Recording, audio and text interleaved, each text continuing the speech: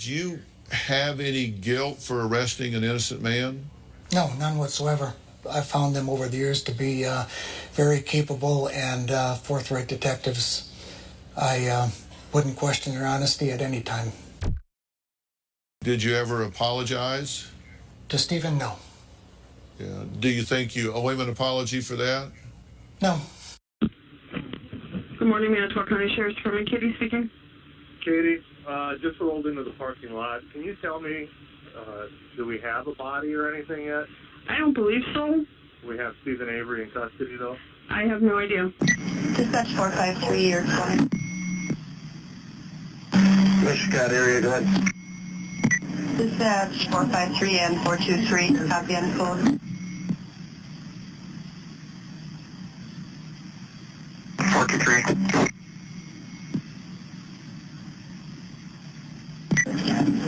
423, 453. I have two residences that need to be checked for the Martinez party, who's the suspect in the attempted homicide in Manitowoc. They received information that the suspect, Andres Martinez, may be at 931 Ladderon Drive, 931 Ladderon Drive, the Donald Madden residence, or at 2632 West Xander, 2632 West Xander Road, the Arthur Madden residence. They're requesting both residences be checked for that subject. If he is located, use caution. Hi, John Hagan from the Advocacy County Coroner's Office. First of all, on a personal note, congratulations to everybody on the fine job that you all did with the case in Manitowoc County. Oh my God. I mean, and I just listened to the news conference, you know, and you're sitting there with your jaw on your chest like, holy Christ. That is something. Wow. Is Mike Glazer anywhere around? Do you know? I haven't seen him. He might. I can tape him. Okay. And have him call you.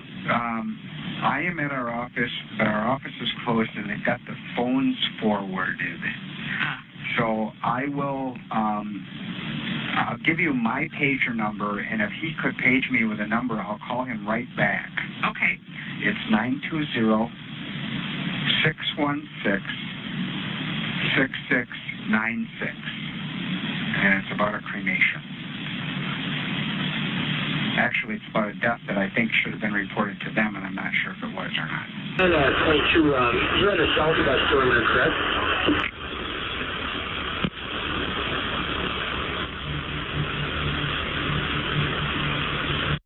I've got a DCI engineer. I think we're going to go down and take a look at those items that he found in that other quarry that we looked at this morning. They're human bones that we found? I heard about some of them, yes. Yep, okay. We got another pile that we found. Okay. Going in, and our crime scene has now expanded by about 2 miles. What we're looking at doing is trying to find, there's no way we can organize a... Welcome to the Foul Play YouTube channel.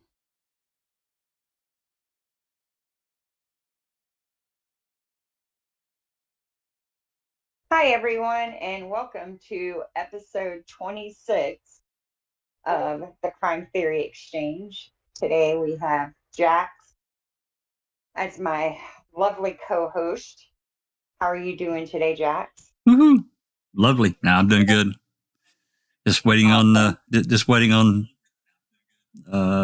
bank and their financial number crunchers, and then hand these people a check so we can move.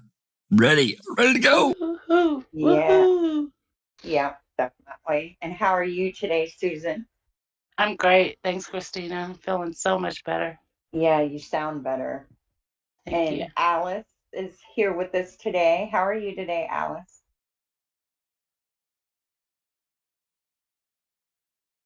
Hi guys, yeah, I'm doing fantastic. Was at the protest today for Luke. We were handing in the petition of over 25,000 signatures. So went there today. was absolutely fantastic. He got a good turnout.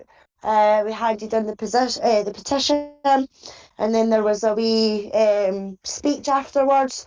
So I've got some pics and some video and things like that of all the banners and things like that was there. So yeah, it's been quite a really good day, Christina. Thanks.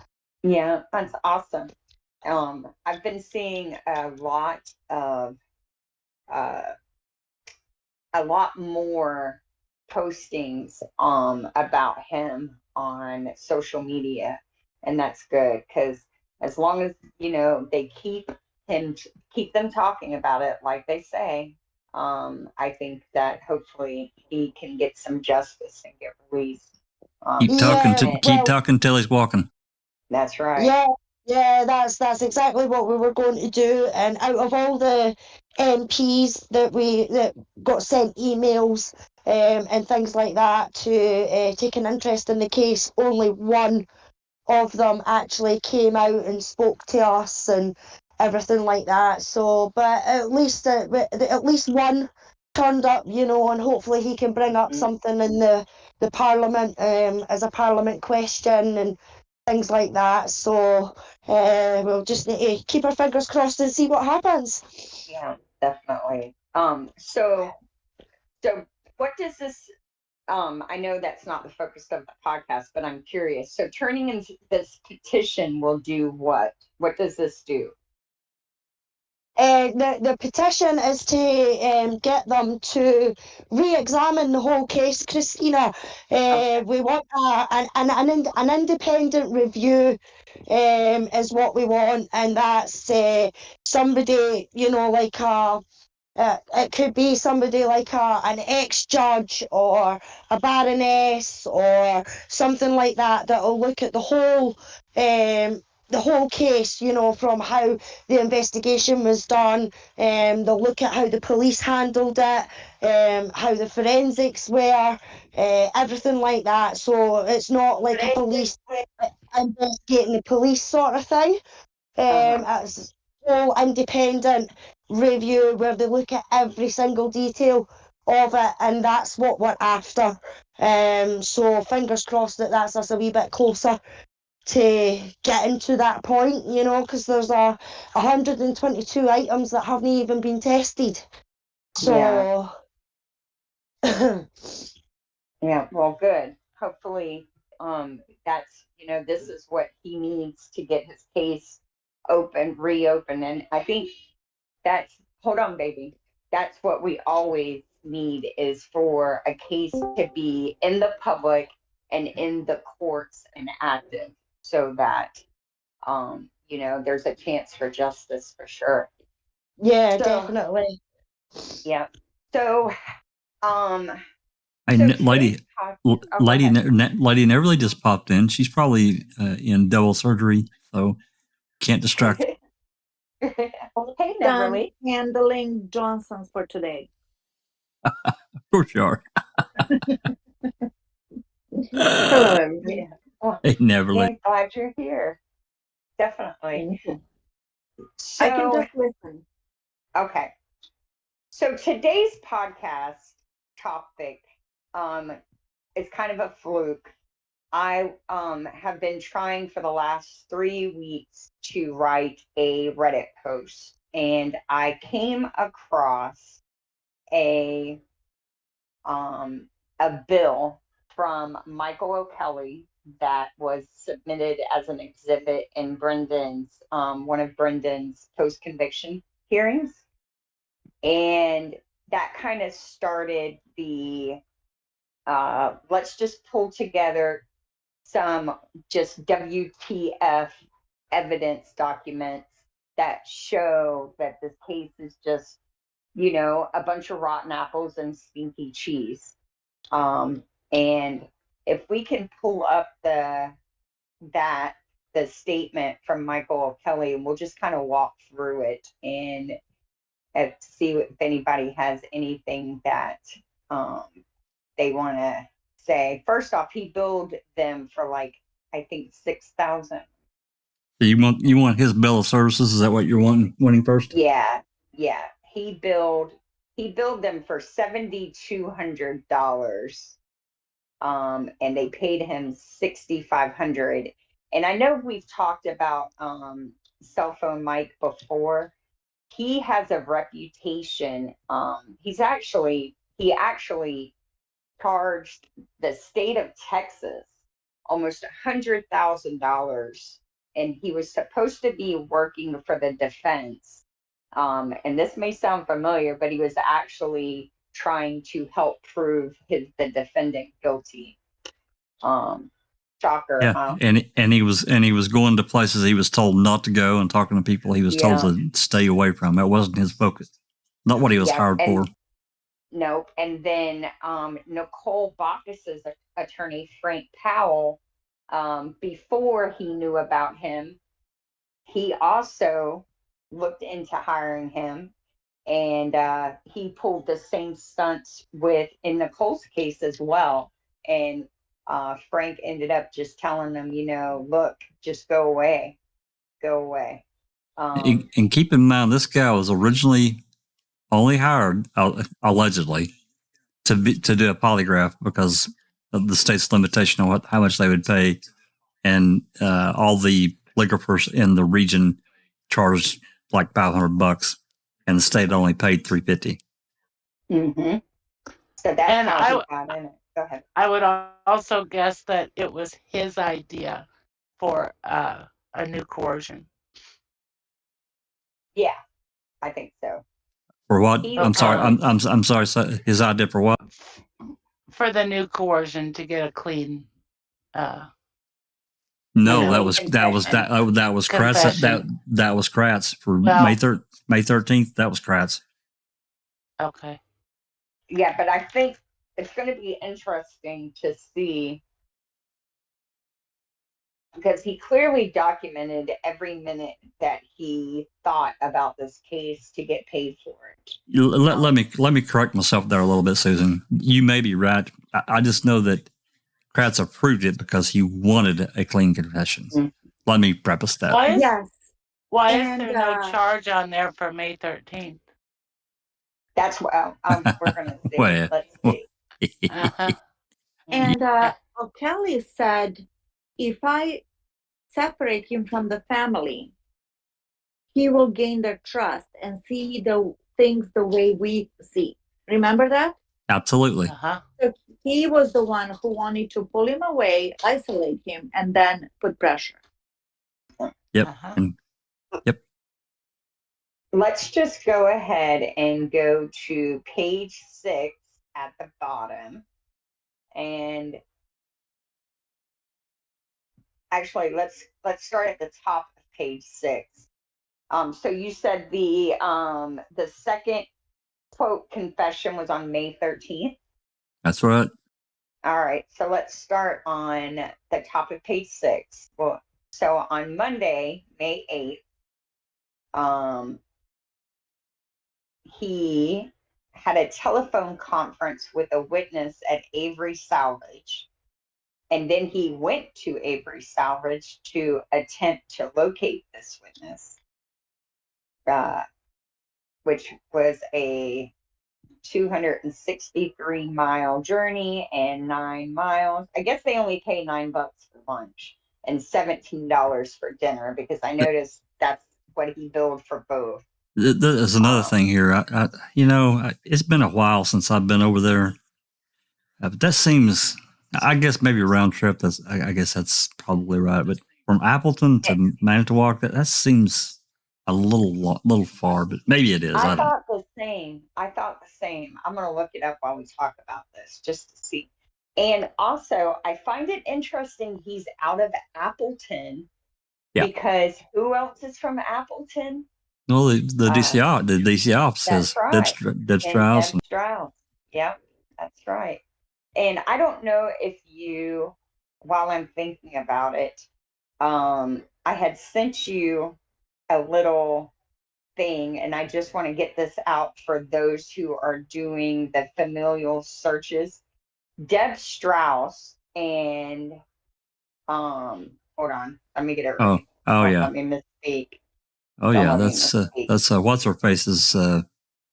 I I'm sorry, Kathy Williford Yeah. and Sarah Faust, who is the dog handler, are sister-in-laws. So I find that interesting as well, because everyone is everyone else's relative, best friend, or something. So Just a second. Just a second here, and I'll show that. Yeah. Just so people can see. And I haven't put my hands back on it yet, but I am like 99% positive I have documents that show Deb Strauss and Sarah Faust know each other as well through marriage, but I haven't found it again, so it's still in my head and not provable.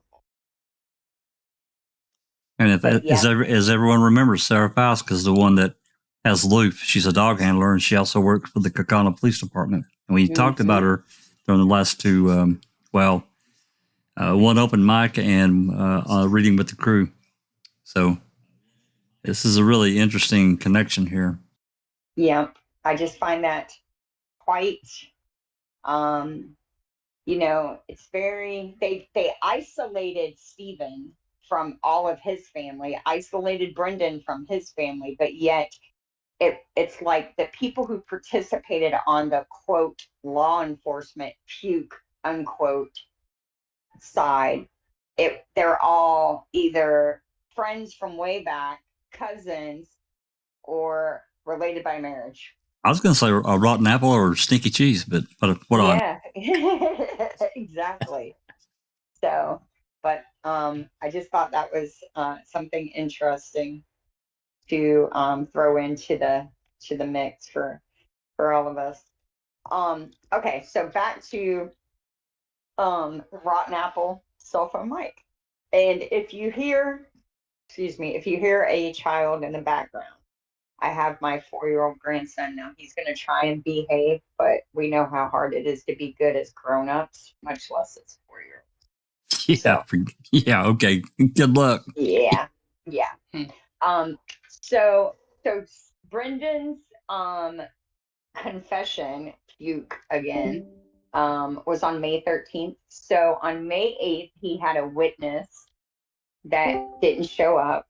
May 9th, he went back to ASY and then to Barb's house, which is literally, well, maybe they weren't living, maybe, when did Barb move off the Avery property?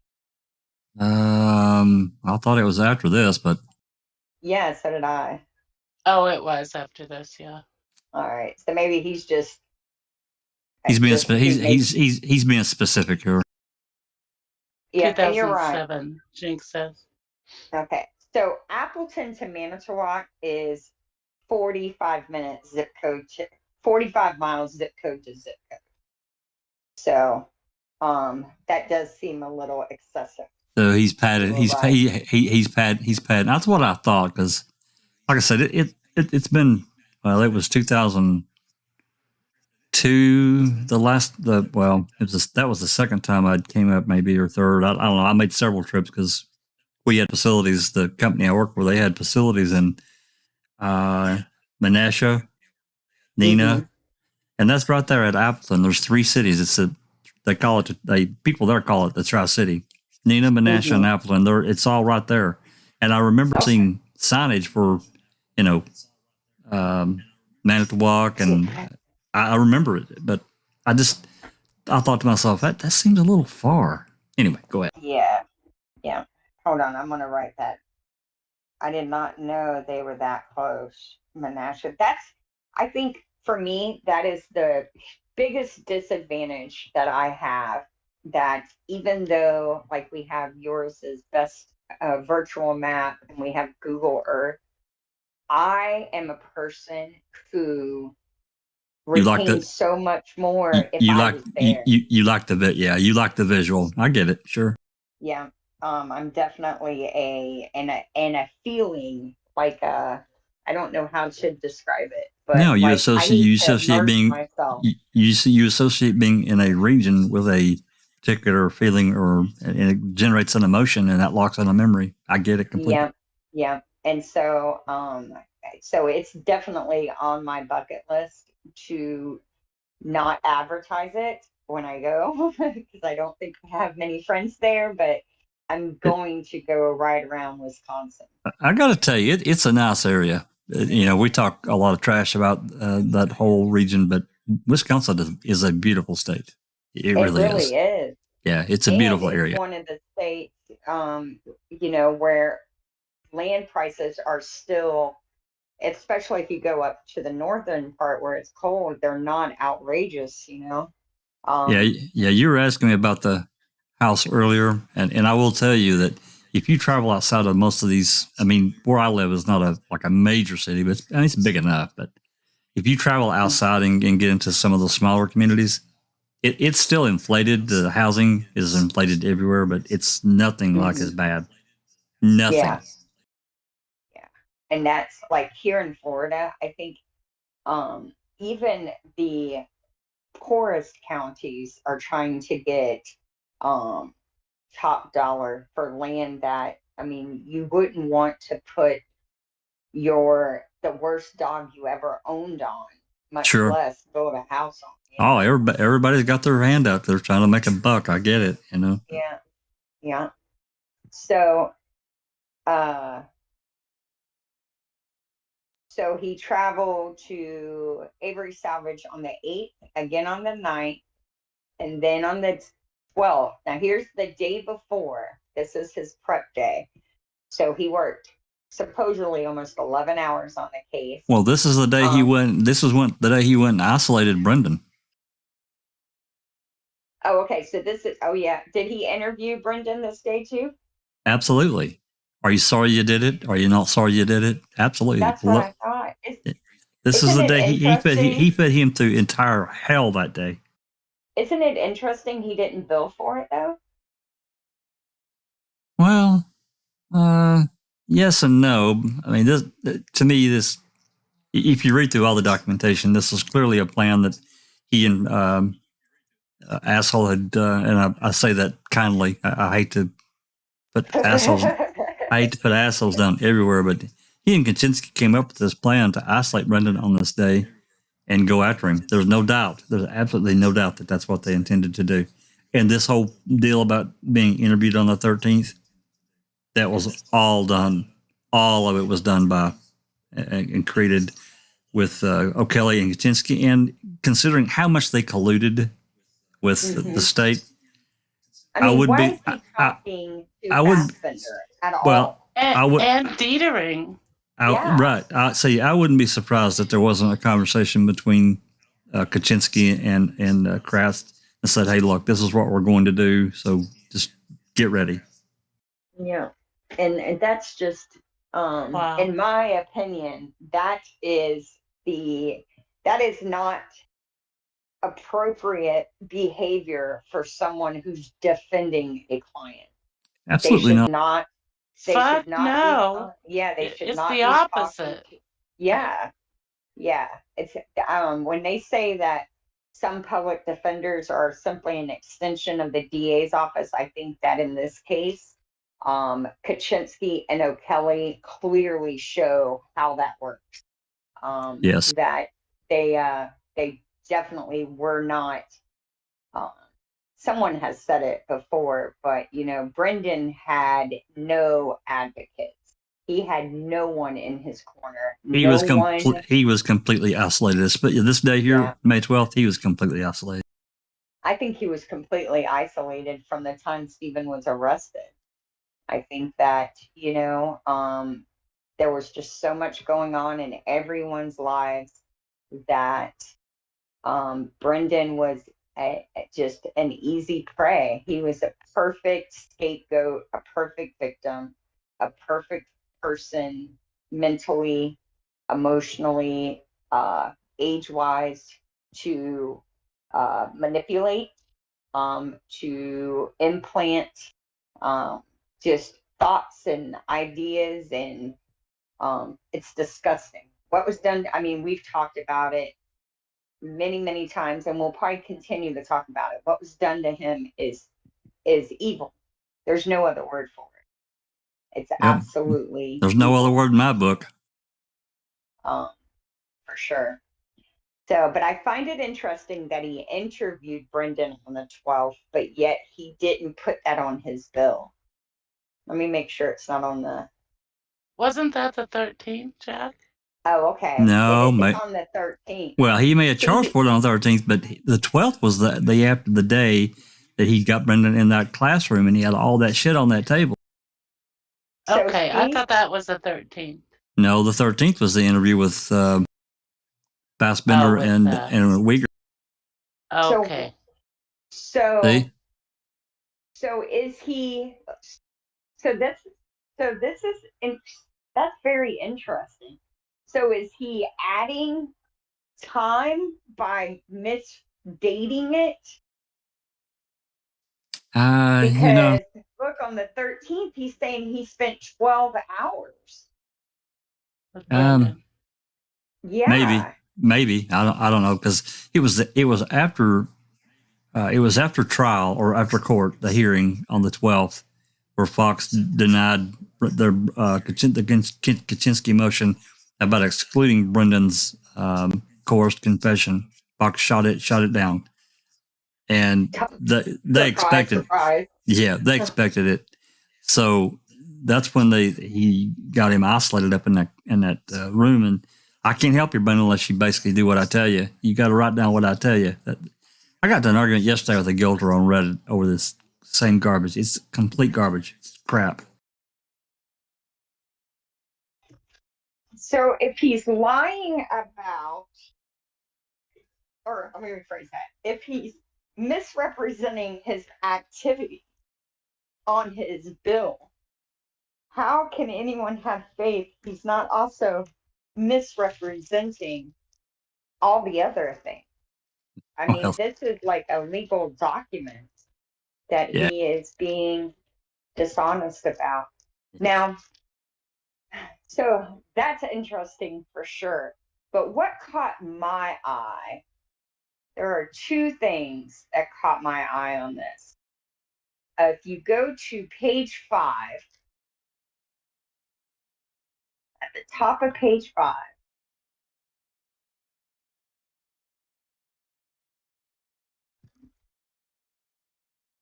and my screen is lagging, so let me know when you're on there. It's there.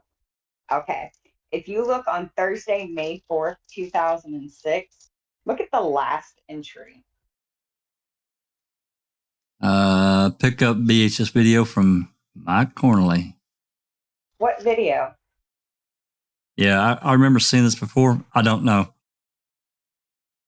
What video? What did Mike Cornley have a video of that was pertinent to this case? And where is it? That's weird. Yeah. We'll never get it, because remember what happened in 2009. What O'Kelly did. Oh, he wiped his computer, but this is a VHS tape. Well, he shipped all that shit up to his lawyer, who conveniently lost it. That's a lie. That's a lie. That's a lie. I know. Okay. That's a lie. What the hell? Yeah. What I want to call Michael Cornley and ask him what's on this video.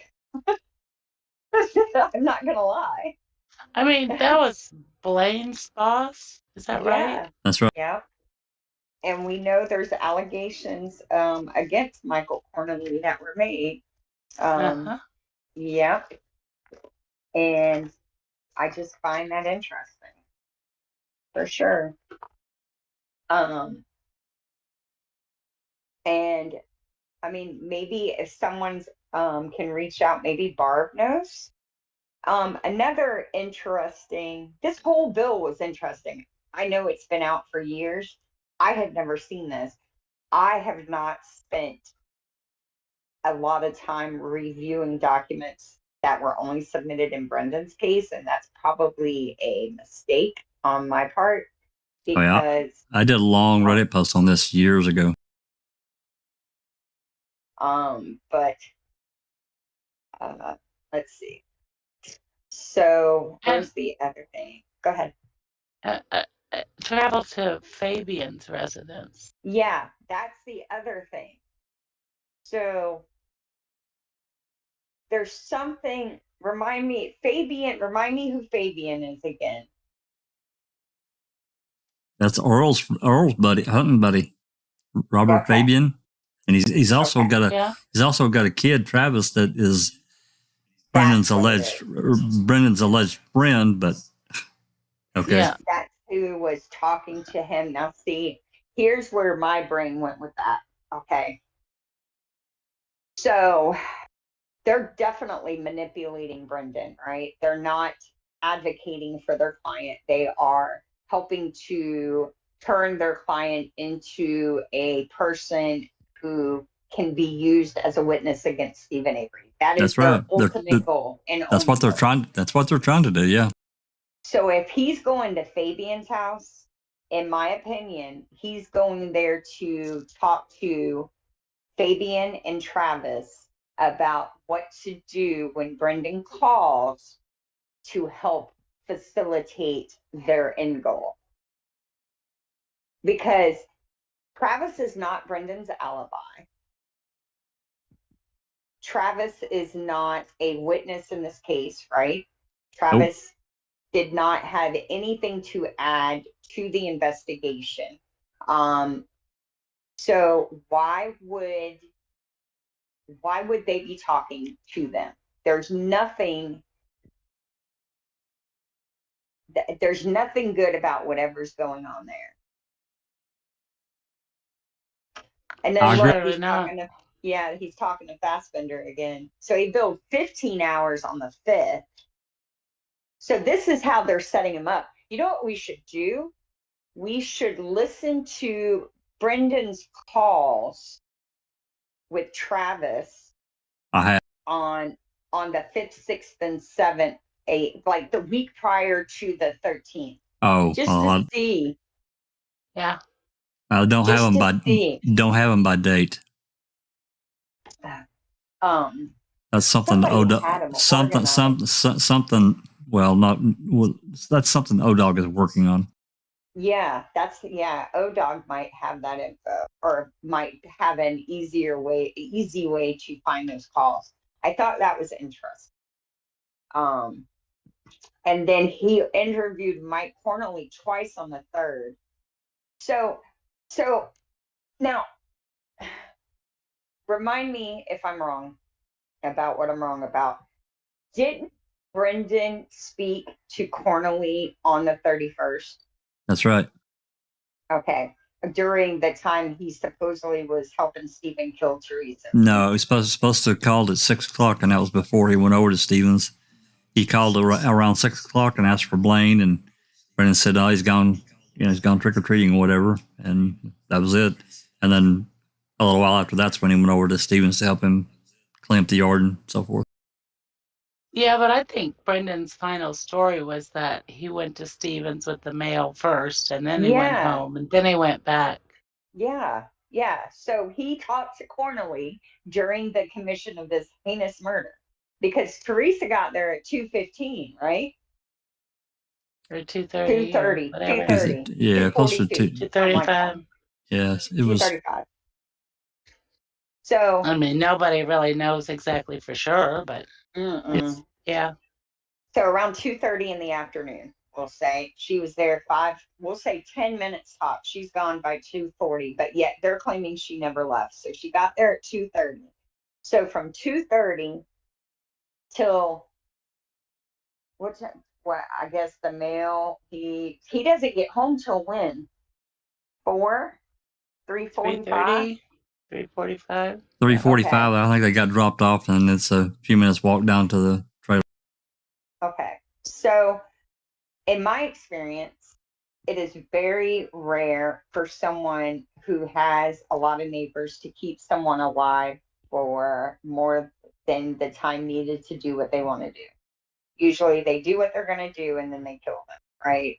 A kidnap, hold, torture, murder is something somebody does, like that guy did in, was it Tennessee, where he had those storage containers on that 80 acres that nobody lived on, remember?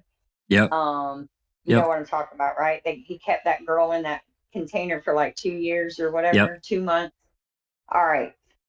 That's not going to happen on the Avery salvage yard. Just not going to happen. No. Ma's in your business. You know, everybody's in everybody's business. Plus, they live in a trailer. And it's open for business. Mm-hmm. We know it's all fabricated. The whole fucking story. Yeah. Yes. So Mike Cornely must have had evidence that he says he picked up a VHS tape. What if it was his cell phone bill showing he had talked to Brendan about?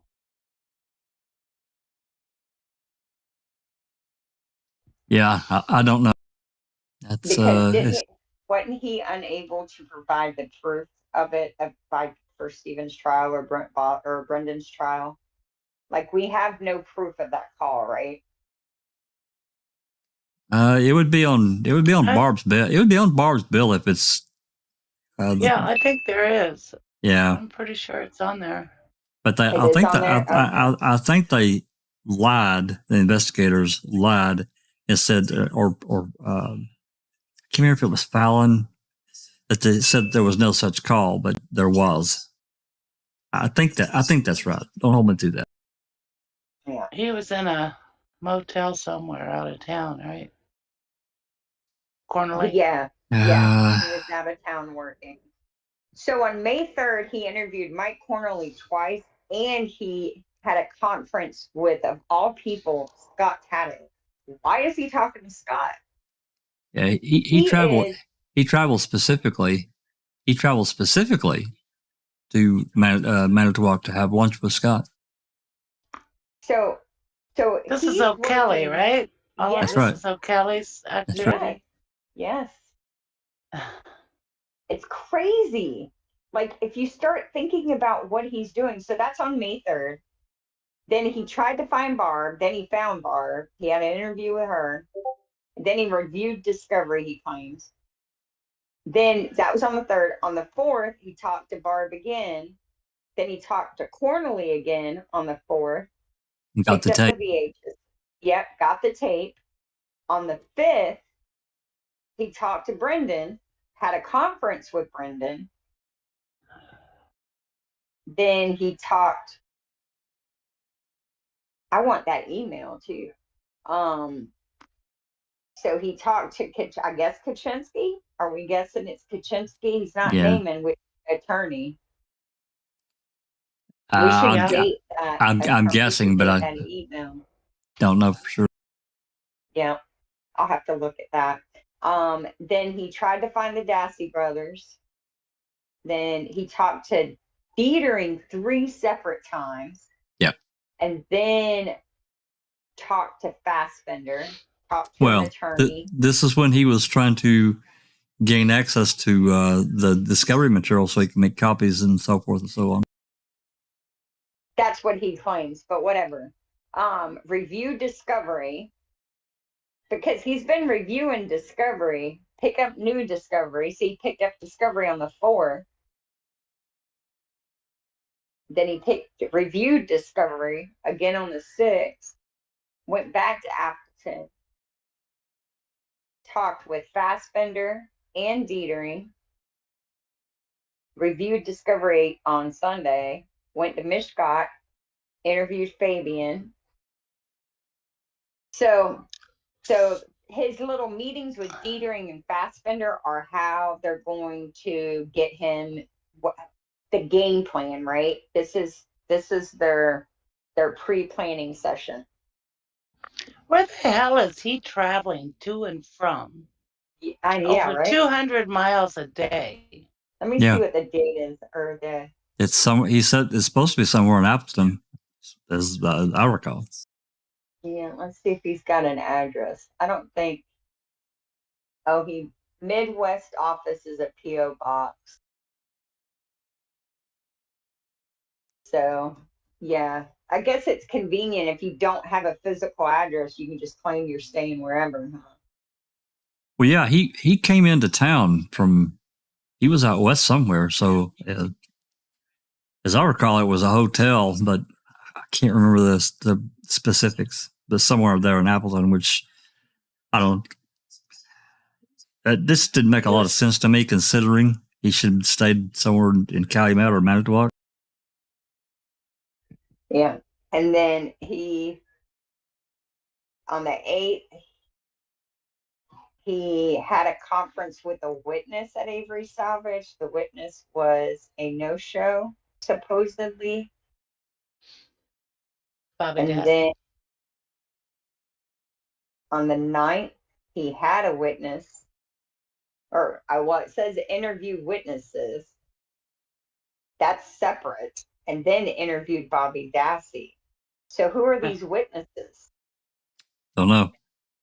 Yeah. Barbara Scott. Yeah, but they should be listed. Yeah. Yeah, because he's listing them above. I think these are all people that could prove Brendan was innocent.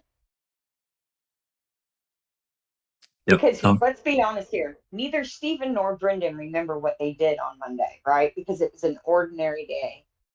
Yeah, it didn't get filed away under something important. One thing I've learned about this case is to always try and recall what you do, because you never know if you need an alibi or not. True enough. Shit, I'd be in such trouble. So would I. Shit. But so then on the 12th, back to the 12th again. Busy day on Daily Journal, right? Busy day on the 12th for Kachinsky and O'Kelly. I started that. I have a journal. I have a planner. I have a dream journal. I have a creativity journal. And you know why I'm doing it? Simply to make my mind think more. Because I think we just kind of get in this routine of not really kind of just functioning on autopilot. And yeah, so I'm trying to stimulate. Plus, I had brain surgery. Most of you already know that. So I'm always trying to fix what was broke. Yeah. I broke before the brain surgery, the injury. But so there's probably no hope. But anyway, there's always hope. So we talked to Dietering again, and then I didn't circle these things on the 13th. This is the copy I found. That was submitted as evidence. So on the 13th, I wonder if they're circled because these are the wrong days. No, they're not wrong. They interviewed Brendan. They interviewed Brendan at Sheboygan. Wiegert and Fassbender went up there that day. Right. Well, no, what I'm saying is he talked to him on the 12th, but that's not listed. Well, and this is a man that lists everything. I just find it interesting that he didn't list the 12th. And he says he interviewed him again on the 13th. He interviewed him again on the 15th. And he interviewed him again on the 16th. I don't know. I don't know why he did it this way. I don't know. I can't answer it. Yeah, I just find that interesting. I mean, you can look here on the 12th and you can see pick up the new discovery at attorney's office, delivered discovery to Kinko's. So you've got copies made, travel to Chilton, conference with Vettering, pick up additional discovery, teleconference with Fassbender. That afternoon is when this afternoon on the 12th is when he hemmed Brendan up in that classroom. He talked to Bobby first. You see that? Yep, I highlighted it. Yeah, traveled to Barb's residence, talked to Bobby, went back to Appleton. Then he went to Chilton. And then he had to have gone to Sheboygan at some point. That's right. Which is another 40, 50 miles, I think Barb said, from that area to Sheboygan. So he was he's a busy guy that day. Yeah, he was. Yes, he was. That's very, very interesting. And then back again on the 13th, he's going to Sheboygan. He talked to Fassbender. He talked to some attorney. He talked to some attorney twice on the 14th. 12-hour a day. Yeah. He must have stayed the night. He must have stayed in that region because he's only got 125 miles written down for. Why isn't he charging for the hotel? I don't know. That's probably why he tried to charge him an extra $800 or $700 because he billed him for $71.50, but they only paid $65.89. He was probably trying to get his hotel bill. Good job, babe. Go watch your movie, okay?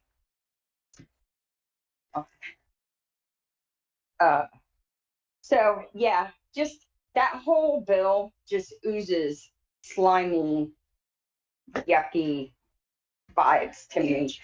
Well, we know how slimy this man is. Well, if you look at this in reality, he didn't list it on the 12th, but he was in Sheboygan the 12th, the 13th, the 15th, and the 16th. Yeah. Jesus. Yeah. I mean, according to what he turned in, I don't know that that's actually true, but. And his P.O. box is out of Iowa. Yeah.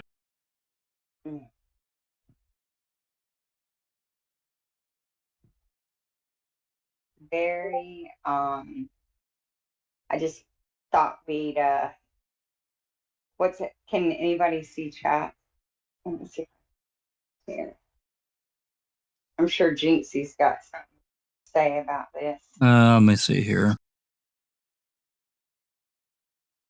Clive's got a comment I'll pin.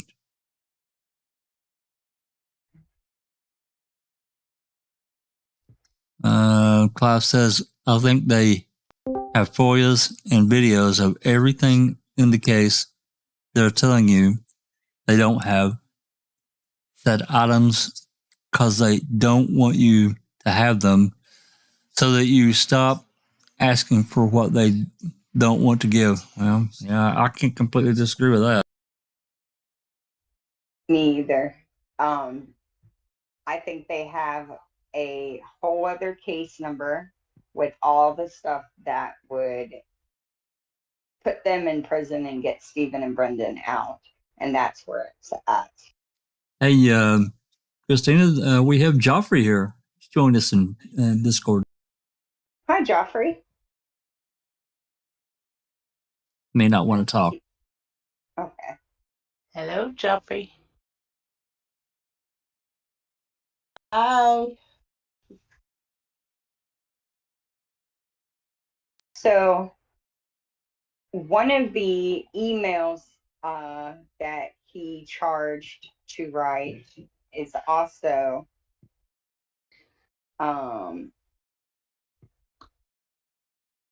in that drive file. This is dated on May 7th.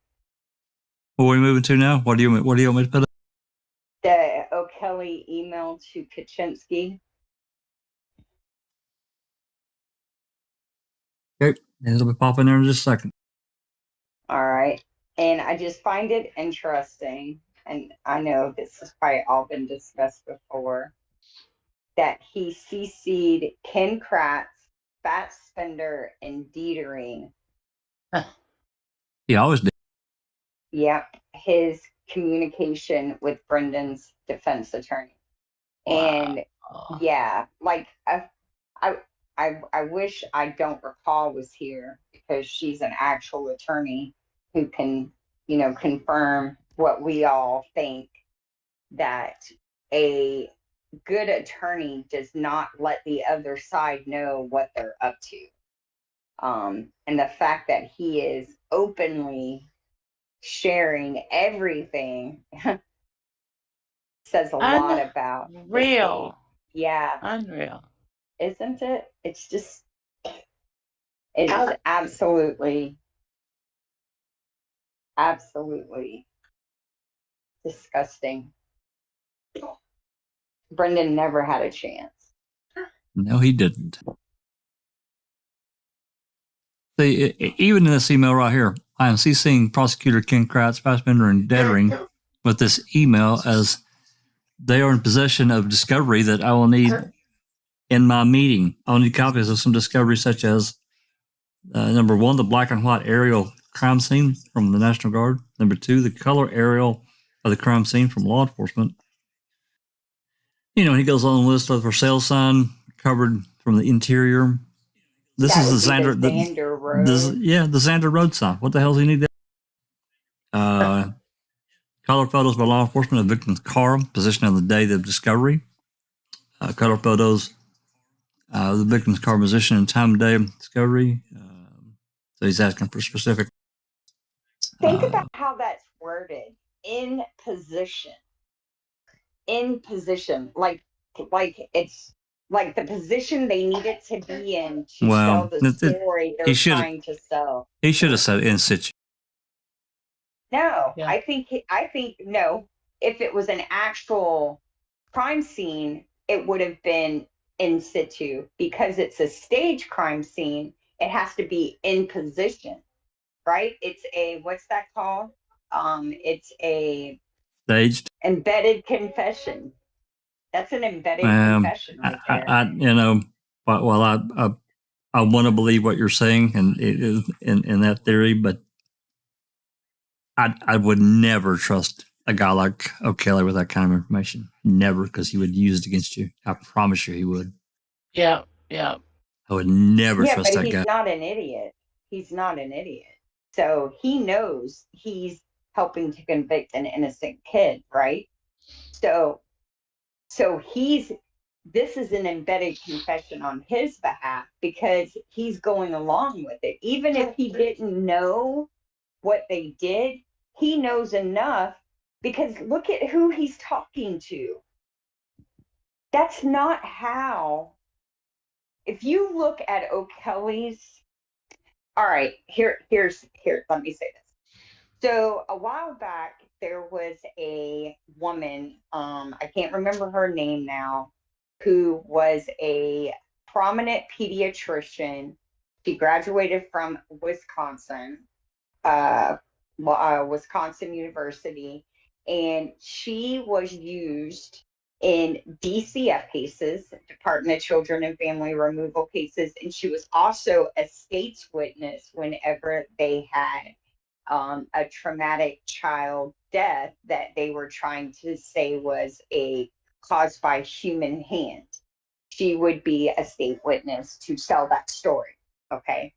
Well, she picked on the wrong family, and they had the money to hire a good attorney, and they had a reputation of not being who she was claiming they were. So she ran out of Wisconsin and she went to Alaska, and she got set up shop in another prominent position at a hospital, and also over that area's DCF abuse investigations.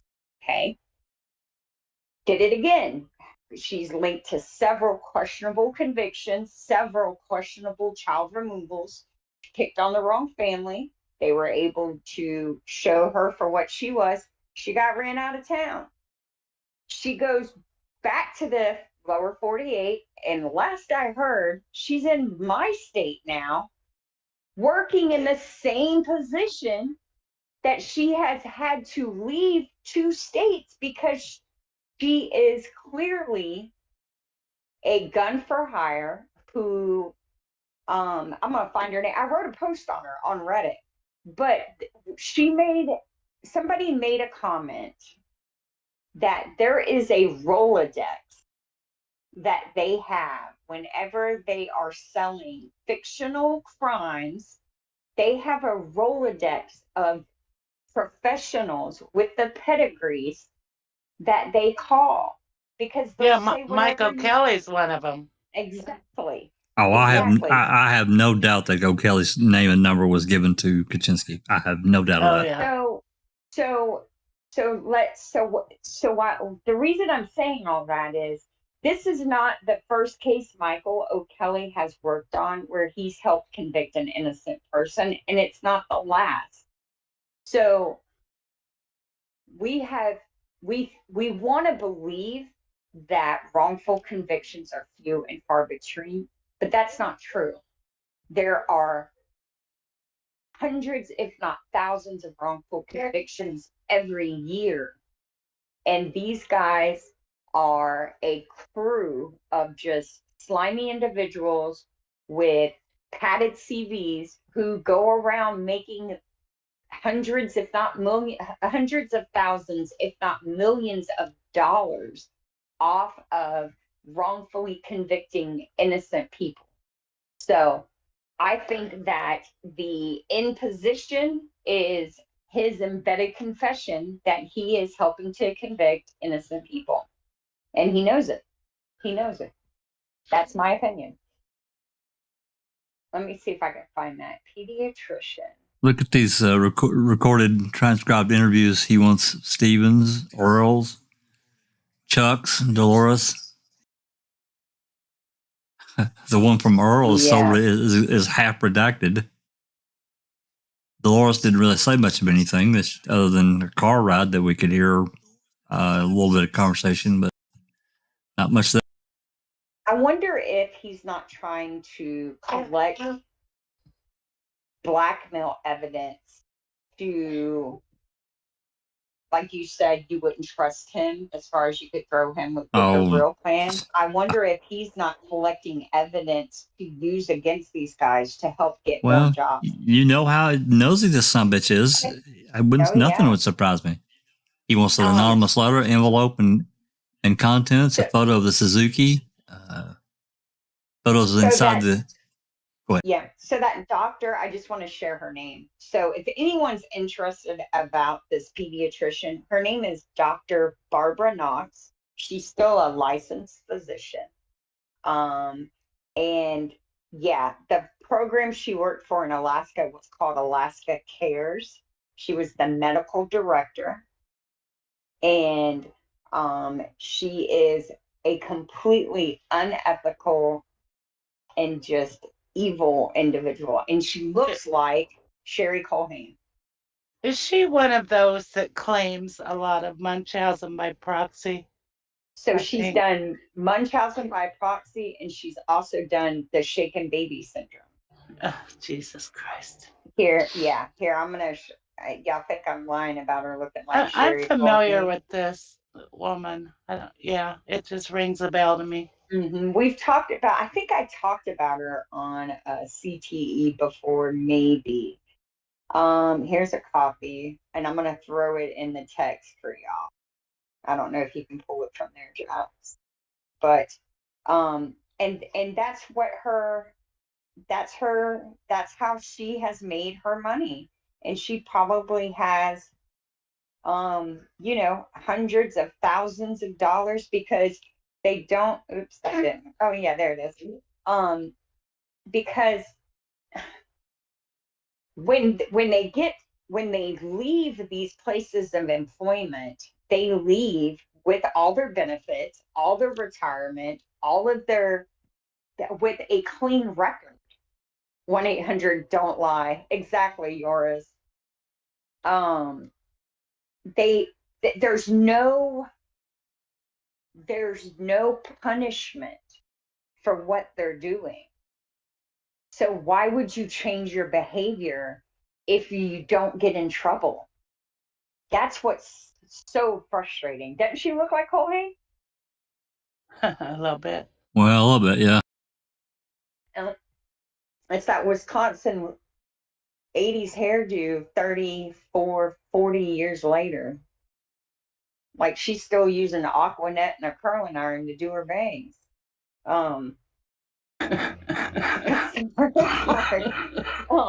anyway, that's I just wanted y'all to put and I wonder if I can find that quote. But yeah, and that's who Mike O'Kelly is. Like, he's probably in a Rolodex with Barbara Knott. Who do you call when you want to frame someone? Well, if it's got to do with a child death, Barbara Knott. And if it's got to do with coercing an underage kid into confessing to a crime they didn't commit, Mike O'Kelly. So, just my opinion.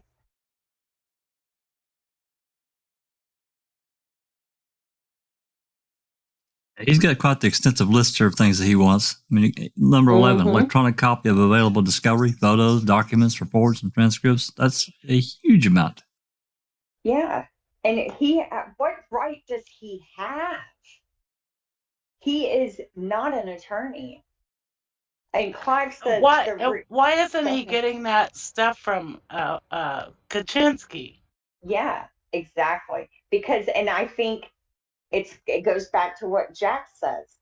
He couldn't be trusted with what happened, but he's nosy and he wants to know how they did it. So the more info he has, the better idea he can figure out, what they did. Clive Coolidge says the reason that he made his earlier message was the Sawinski phone call, where they told us there was not a recording of the phone call. Then we asked for certain FOIAs, and the new clerk sent FOIAs and a recording of that phone call. Yeah. And they like to say it's in the wording, but I think it's the person who's filling the request personally. Well, certainly with that department, it definitely was. There's no doubt. And Jazz said, we also need better prosecutors who don't just turn a blind eye.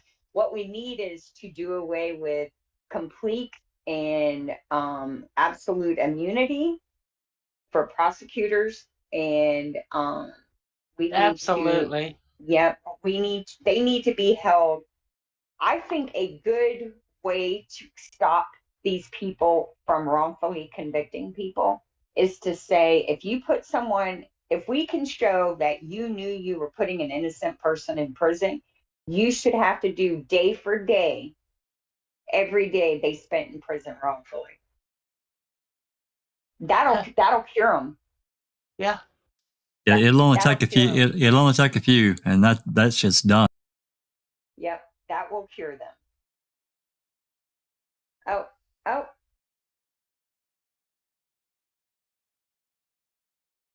Jeffrey Forkham has commented, you people are suggesting the RAV4 was staged and all the evidence planted, and that a pre-planned production of events would convict Avery and eliminate a lawsuit threat. Well, not entirely that, but I am saying, personally, I speak for myself, that Stephen Avery, they knew, did not kill Teresa Halbach, and they used her death to put him in prison and get the lawsuit derailed. End the lawsuit, derail the depositions. Yeah. Absolutely, they did. There's no doubt about it. Oh, yeah, exactly. I mean, as far as I'm concerned, in my belief, for watching the docuseries, for looking into it, for being and looking at this case for the last 3 years, that's exactly what I think. They staged everything. They planted the RAV. They planted the blood in the RAV. They planted everything else, in my opinion. There is just too many questions and too many coincidences for it not to be. And yes, it was all to do with getting this lawsuit out the way, because the main two characters, the bosses that put him away in the first place, were the ones that were due to get their depositions done. And then all of a sudden all this kicks off. That's not a coincidence. In my opinion, that's not a coincidence. I'm sick of looking at cases left, right and centre between this one and Luke's case and everything like that, and seeing all these inconsistencies with shit investigations, or should I say non-investigations, and there being like 20 coincidences. You know what I mean? No, one, fair enough, maybe two, fair enough. Then you can call it a coincidence. But when you start seeing a pattern of corruption in the police force, somebody like O'Kelly, who was meant to be on Brendan's side, is bringing in the prosecution and the investigators that are against Avery and Dassey. Why the hell is he putting these people in an email when the only person that he should have been emailing at that time was Kachinsky? Because Kachinsky was the lawyer. It was Kachinsky that got him in there. So why is he putting in Kratz and everything like that? Why is he putting in the prosecution to an email when he was supposed to be helping the lads, not destroy them? And that's exactly what he's done. Yeah, So he wasn't there to he wasn't there to help him. He was there to bury him. Yeah, exactly, Jack. So yes, Jeff Forcrum, exactly what you said. You people are suggesting the RAV4 was staged. No, I'm suggesting the RAV4 was staged. The evidence planted. Yes, the evidence was planted. And a pre-planned production of events would convict Avery and eliminate the lawsuit. Yes, that's exactly what happened, in my opinion. And that is my opinion, and you're allowed your opinion, and you don't agree with that. That's fair enough. But in my opinion, it was all staged, it was all planned, and they fucked them over big time. Period. Anybody anybody that's shown this photograph, what are they going to think? This is Cuss Road, November 7th. What is this? You don't know anything about the case. You don't know anything about nothing. What does that look like? They found a body. Exactly. Looks like the crime scene. Mm-hmm. Yeah, it's like a crime scene. That looks more a crime scene than what The salvage yard. Stephen's trailer ever looked like. That's right. Now You know here's what I mean? what's weird. Yeah, here's what's weird. This is on the 7th, right? What day is this? November 7th. Okay. So they've been looking for a missing woman. And until you find proof of death, they always think the woman is alive. The person is alive. Okay? That's just like number one out the gate. You always think she's alive. They had nothing to show death on the 5th, on the 6th, or on the 7th. Nothing. And yet there's no urgency to this case. When the dog led to that site, they sent them away. And then they sit on their hands for hours, supposedly. Well, I don't think they were sitting on their hands. I just don't think it was reported what they did, what they found. Exactly. And when does the evidence start showing up on Stephen's property? The 8th, the very next day. Yeah. Well, they found the cell phones. They found burnt electronics similar to Teresa Hallbox. And Stevens already looked through Burn Barrel that afternoon on the 7th. These electronics have never been ID'd as Teresa Hallbox. They're only similar. Also, we have a call from Colburn saying he found a cell phone. We have Pam Stern. I think it was Pam Stern calling about a cell phone found on the side of the road prior to that. And there was something else I wanted to say. Well, I'm just going to say, if this is not a crime scene, I'm just going to say, if this is not a crime scene, then what the hell are they doing there? Why would they move, 30, 40 officers over there, use, freaking 2 miles of crime scene tape to tape off this whole area over to the right, down the middle, and then down the road to the deer camp? Jinx said it. They've waited 2 days to bring in. This is the first day they used the scent dogs to look for her. Okay. Now, not a lot of people have the same theory that I think everything was brought back to Cuss Road and then ferreted from Cuss to Stevens. That's my opinion only. I don't think Cuss Road was the original crime scene. I think that it was likely somewhere else. Was it Xander Road? I lean towards that simply because of the for sale sign. Andres Martinez we know, frequented that area, and just how they had the roadblocks set up and the roadblock controlled traffic, which would have allowed them to travel straight down, I think was it Q? I think it's Q, south from Xander, from 3302 Xander, straight down to Cuss Road. And then we also have the note that says restage Cuss Road. I think that those are all items of evidence that lead me to believe that they were going to have this crime occur off of Avery property, but somebody forgot to turn the jail phones off, and those phone calls they could not erase from the evidence, so the crime had to be committed where Stephen lived. That's why we don't have evidence on the 5th, we don't have evidence on the 6th, and we don't have anything show up until midday on the 7th, which is 3 days in. And we're talking about an 800 square foot trailer. It's also why there's no blood in this case. There's no, what's that word? Luminol. We have no crime scene. This is a horrific, the only blood we have, Teresa's, is in the back of her wrap, and that's where she was hit in the head or shot in the head, thrown in the back, and taken somewhere else. Stephen would not have had to do that. Well, again, a question, and it may not have shown anything, but then again, it might have.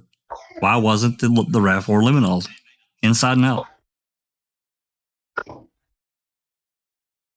Yeah, because they were afraid of what it would find. No, potentially, absolutely. Yeah, that's my thought. That's why there's 8 unidentified fingerprints that are not Stephen or Brendan's. That's why we have the bloodied blunt object that disappeared. We have the disturbed earth search warrant that was never filed. We have the clandestine crime scene, or what's the wording? Clandestine burial site. Yep. This is all evidence that shows Stephen and Brendan did not commit this crime, because one, Brendan didn't get home from school till 4 o'clock, and he never left the Avery property at all. All right. Once he got home from school, he stayed home. So any crime against Teresa, if it occurred off of the Avery property, Brendan's automatically ruled out as a suspect. Just that easy. Because one, he didn't get home from school until after whatever happened to her happened. And 2, it happened somewhere he wasn't at. And same thing for Stephen. Well, Brendan wasn't brought in until Kratz had to have him. That's just fact. Because 5 months passes by, and there's no real contact with Brendan until mid-late February 2006, and Kratz knew he had to have some kind of connection to get Teresa inside that property of Avery's. If you think about the Randall Matea case, they turned his old lady against him, okay, his wife, right? They got her to say he was acting weird and make up all these claims. And then they got a snitch to say that he confessed to him, all right? But if the confession doesn't match the evidence or the autopsy. The same thing they did in this case. They tried to get Jody to turn against him, and when that didn't work, they did the next best thing. They created a co-defendant, and if you pull up the Kratz email to Collusion, a co-defendant that I think that email is dated the 6th. Let me look. A co-defendant that it's dated February 7th. On February 7th of 2006, Kratz wasn't even worried about getting DNA for exclusionary purposes for it because he wasn't on the property when Teresa was there. And that's how you know Brendan was a, what's it called? A pinch, like a substitution. He was a last minute substitution to win the game.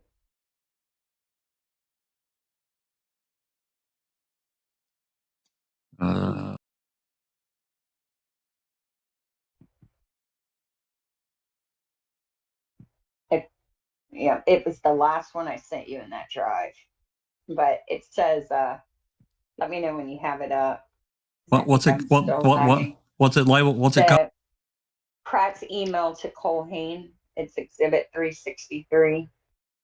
And I wrote that wrong because it's Exhibit 343 in reality. It's up. All right. If you go to the bottom of page 1, Kratz tells Collusion, the only thing I do still want is a profile developed for the 3 men that submitted elimination exemplars, Chuck, Earl, and Bobby. I totally understand that your protocol suggests that you stop developing elimination profiles when you have a match. But in this case, the only men on the property when the victim was killed included the defendant, Stephen, and his 2 brothers, Earl and Chuck, and his nephew, Bobby. I want to be able to show the jury what these profiles look like and show them they do not match the blood recovered from the SUV. I know this seems overly sensitive to the CSI effect, but it eliminates a whole line of defense questioning and possible jury confusion as to why it wasn't done. Here's the good news. I don't need that done right away. Anytime by May or June would be just fine. Does that sound okay? Please send the elimination profile themselves so I can include them in the exhibit. So just those 3 exemplars, since Barb and Dolores, which Barb wasn't on the property either, can be eliminated on XY alone. And I think that's all I need. Never thought you'd hear that, eh? Send your reports when you can and call or write if you need anything else. I'll be talking to Norm and we'll make an appointment when it's convenient for you. So what this says to me, and I'd like to hear what y'all think, was that on February 7th, they hadn't even thought of using Brendan yet. He was kind of stirring in the if needed pot, but Kratz didn't know about it yet, or I find this interesting. Because if he had been thinking he might use Brendan, he would have not worded this email this way, in my opinion. I don't think it really became a problem for Kratz until, like I said, basically sometime in February, and it became abundantly clear that he had to have some way to connect Teresa inside of Avery's property. He needed a co-defendant. Well, he needed Brendan to give them someone to give them that in to allow for yet another search warrant for the Avery property. He needed a co-defendant because there's no way you're going to get back on that property unless you have someone saying, I was there when the crime was committed, this is what was done, and something this big is where we put the stuff. Yeah, something big. So why Brendan, who he had just wrote in an email that he wasn't even on the property, why Brendan, not Bobby? That's an interesting question. Wouldn't it have just been easier to use the guy everybody already knew was there?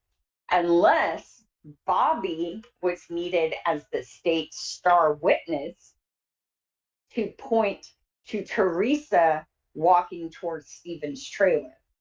And Bobby, so we have a star witness putting the defendant and the victim together. And then we have a co-defendant confessing to the, quote, crime committed, unquote. So it's like a twofer.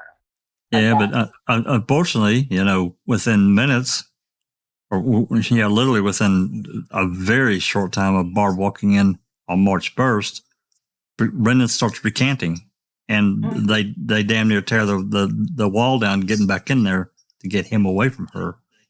He's recanting almost immediately. Of course he's recanting because he didn't do it. Right. He just, they got in my head. Yeah. And there's been several people who have examined that interrogation video who have said that that's not the complete video, that there's definitely periods of time missing. So what looks like there is a phone call between Barb and Brendan, and apparently Brendan had told Barb at some point during a visit when she went to Sheboygan that they were talking to him when the camera was off before they started recording. I believe that simply because what we see, I think, was just the part where they had finally gotten into his head and was, implanting what they needed him to say. There's got to be hours prior to that. Well, we know about the trip to Fox Hills too, where they prepped him, like they probably, they fed him pizza and they lied to him and said, tomorrow this is what's going to happen. This is how it's going to go down, but you're not going to get in any trouble. We just need you to say these things. So that's how they planted you're not going to get in any trouble for any of the seed. And then they bring him in under the camera on the day where he, quote, confesses. And they have to, because his memory's, not the greatest, off camera, they're likely, reminding him of all the things they said to him at Fox Hills, but they don't want us to know about that. So that's all done prior to them pressing record. Because, you know how teenagers are. Well, I would say, I don't want to say all men, but you know how teenagers are. You can tell them something, but they're only half listening to you because, one, you're a grown up, and two, you're a grown up. So you have to remind them again the next day that this is everything we talked about the day prior. So. Well, yeah, teenagers are, in Barnwell, they're 6 feet tall and 6 feet thick, or 8 feet tall and 6 feet thick. So, and that's very true. They don't listen. Things don't register the way it does later. Hey, Dr. Silkman's joined us. Hey, Doc.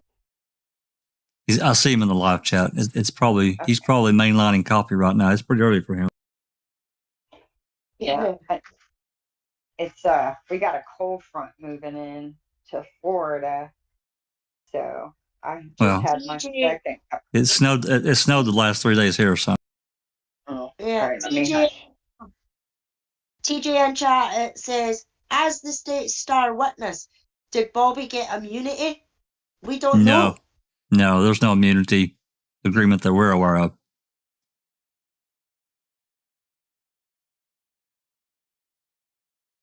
Now I there mean, may there's be. just He didn't. He didn't need immunity. He was never indicated in any of it. exactly. They had tunnel vision on getting Stephen and Stephen only. Because there was no way, like Kim says, and I've said from the very beginning and all, there is no way they were going to give Stephen Avery £36 million. But what they don't realise is because what they've done to him again, and when he gets out, I hope he sues their ass for more than £36 million.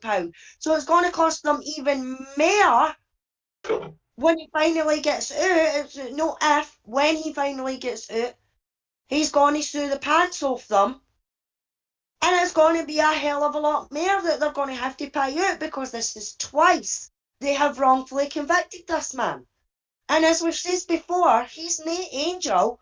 We all know that he's no angel, but he's no the vicious, vindictive murderer that they're trying to make him out to be. He's just not. Stephen Avery is no worse and no better than probably half the men in America today, you know, especially from low income families. The only issue is his every move has been documented and exaggerated to try and make him into Gregory Allen. It's all exaggerated. The majority of it is exaggerated when it comes to Teresa's case, in my opinion. And I mean, there's not many people out there with that many theories. I mean, I've seen earlier that Jeff Forkram had put in that she was killed at the barn, and she was put in a bit of tarp, and the tarp was put in the fire and burnt, and that's why, who was it? He says that's why Mets smell it on the 31st. You know what I mean? That's a lot of shite. That is a load of shite. Well, I mean, it's speculation. That's his speculation, and you know, I don't believe it. But first off, Paul Metz's house is too far from Avery Road for him to smell anything going on at the Avery property. Let's be clear. Somebody else would have smelled it before him. Because Paul Metz long before Xander. Yeah, he's miles and miles away. Yeah. The fact is, also, guys, is that if you are burning, I mean, you know what it's like when you burn yourself off the cooker or whatever. You know, it stinks, especially if it's a bad burn. You know what I mean? The smell of the burning flesh and everything like that. That would have stunk out the place for God knows how long. It would have travelled God knows how far. You know what I mean? But there was no reports of a foul smell. You know what I mean? There wasn't even a report of a fire.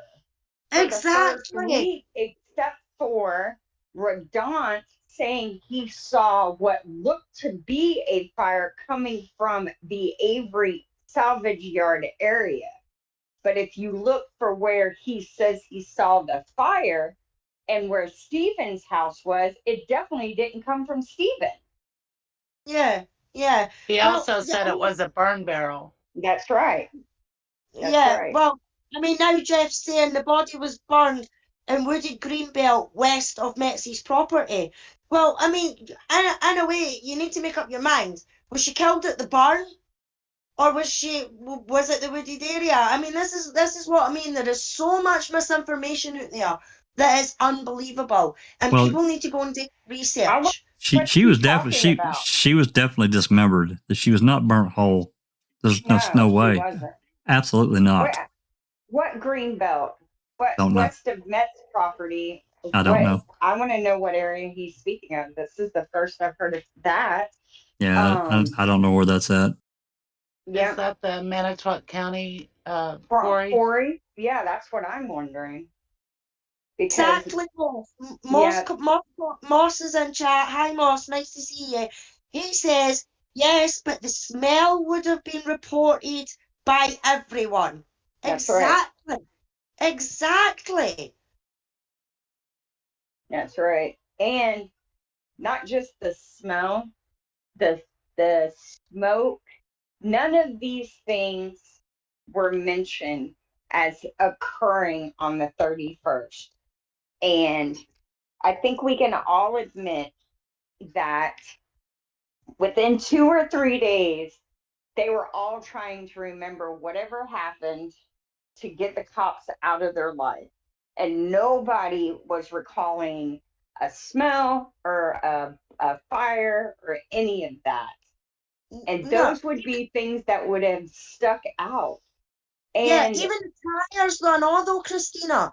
Yeah, even Barb had mentioned about when Stephen used to burn the tires and everything like that.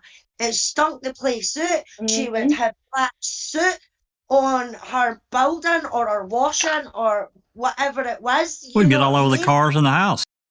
Oh, yeah. Exactly, well, Jack.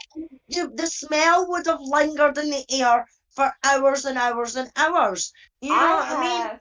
I have a semi-tire rim as a fire pit, and I rake my leaves in my little quadplex apartment yard, put them in the rim, and burn them into ash and use the ash in my garden. Okay? When I burn those leaves, the smoke permeates my entire neighborhood. And this is a little itty bitty leaf fire smoke. Tires? Have y'all ever seen Black Hawk Down? The movie Black Hawk Down? I burned many tires personally. All right. So in Somalia, they would set tires on fire to send signals from one side of Somalia to the other, or to the one side of the city in Somalia to the other, to let them know, as smoke signals, basically, to let them know the Americans were coming to doing a raid. So it would have been something everyone would have recalled, because it's a thick black smoke that is steady and it's hard. You can't hide it. You cannot hide it. Everyone would have said, oh yeah, I was driving home from work on 147 and I saw the smoke. Or if not the smoke, I was driving home 147 on Halloween and I smelled the rubber because it stinks. It's crazy that people who have experience with these things are not admitting the most obvious holes in this entire prosecution narrative. Because this Halloween body burning sacrifice fire is the biggest load of garbage ever. Anthony, it really is. Anthony Hills asked a good question, and he's referencing September 2011 Bonegate. Why get rid of the bones? Yeah. Because they didn't want them tested. They absolutely did not want those bones tested. I'm convinced of it. That's right. And like Jinx found, and I will sing her praises, the Wisconsin Innocence Project got a $2 million grant to forensically test evidence to help free wrongfully convicted prisoners on, I think it was September 11th, and on September 12th, the very next day, out of the blue, who all was involved? Gahn, Fallon, Wiegert, Hawkins, Fassbender, they all get together and they collect only Teresa's human bones and dispose of them. They didn't get any of her property to give back to her family. They didn't do any of that. They only got rid of the human bones, and what had been labeled as human. And that is like another red flag. And you can't keep making excuses for this kind of behavior because you don't want to believe these people are this crooked. Well, they don't want the fallout. It'd be a massive fallout. These cases are still highly political. And Yeah, I know. But I mean, I'm just talking about Jeffrey Forkham. He yeah. doesn't want to believe that they would do this. I don't want to believe they would do it either. The evidence clearly shows that's what they did. Yeah, he must not want to talk about Gregory Allen and what they did there and what they hid. Yeah. And that's another question. I'm glad you said that. Jeffrey Forkham, if you're still watching, what do you think happened in 1985? Do you think Stephen actually assaulted Penny Burnson?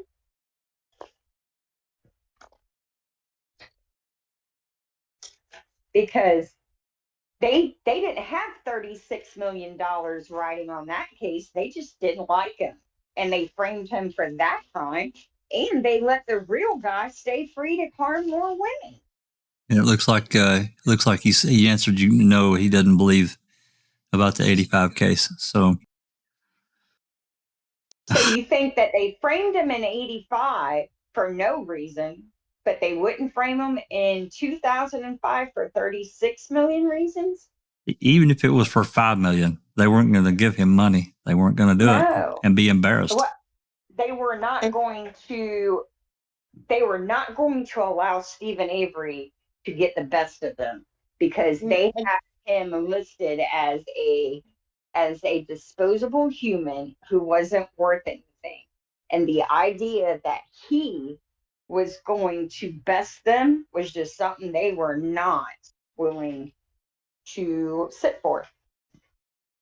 Yeah, I mean, it's disgusting. If they can set him up once, and leave him to rot in a prison cell for 12 years, I mean, like we've all said, what he done to Sandra Morris and everything like that was wrong. We've said that. He needed to do time for that. I mean, in my opinion, 6 years is a bit excessive. Maybe 2, 3, but he could have done the 6, good behaviour, good in 3 sort of thing, you know.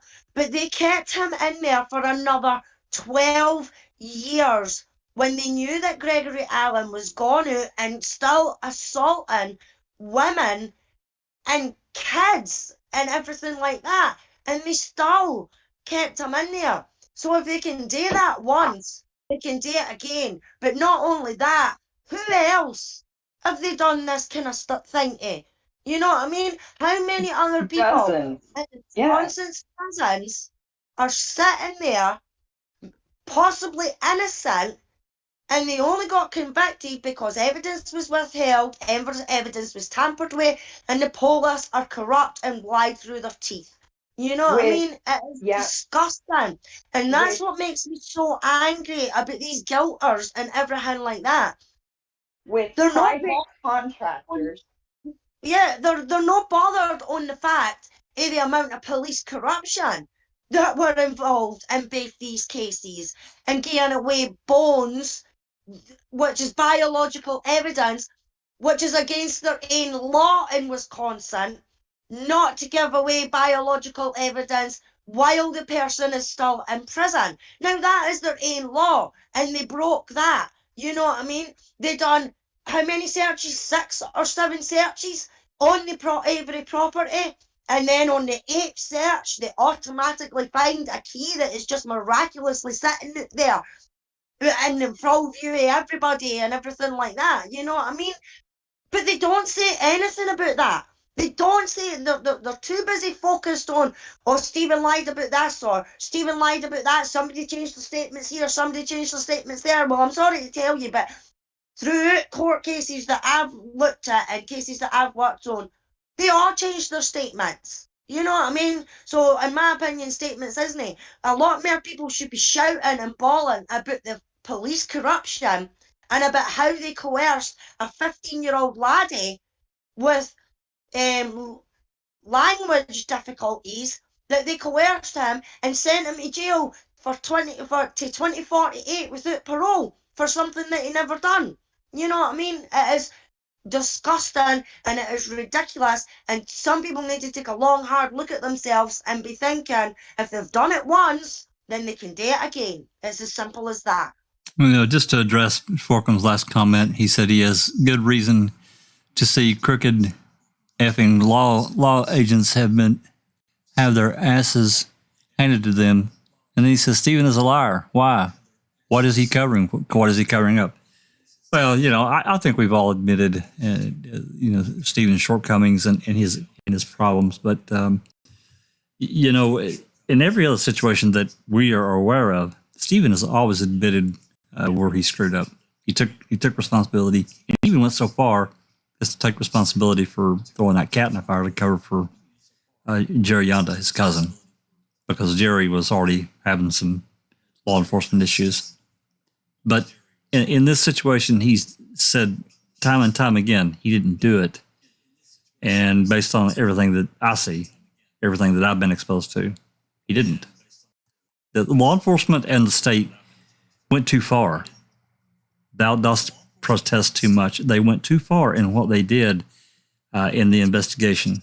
No one can explain to me. No one can explain to me satisfactorily why they did what they did to Jody. Now, I got issues with Jody. Don't get me wrong; she's got her own problems, but they went after her with. I'm just really pretty surprised they didn't threaten her with a John Doe hearing.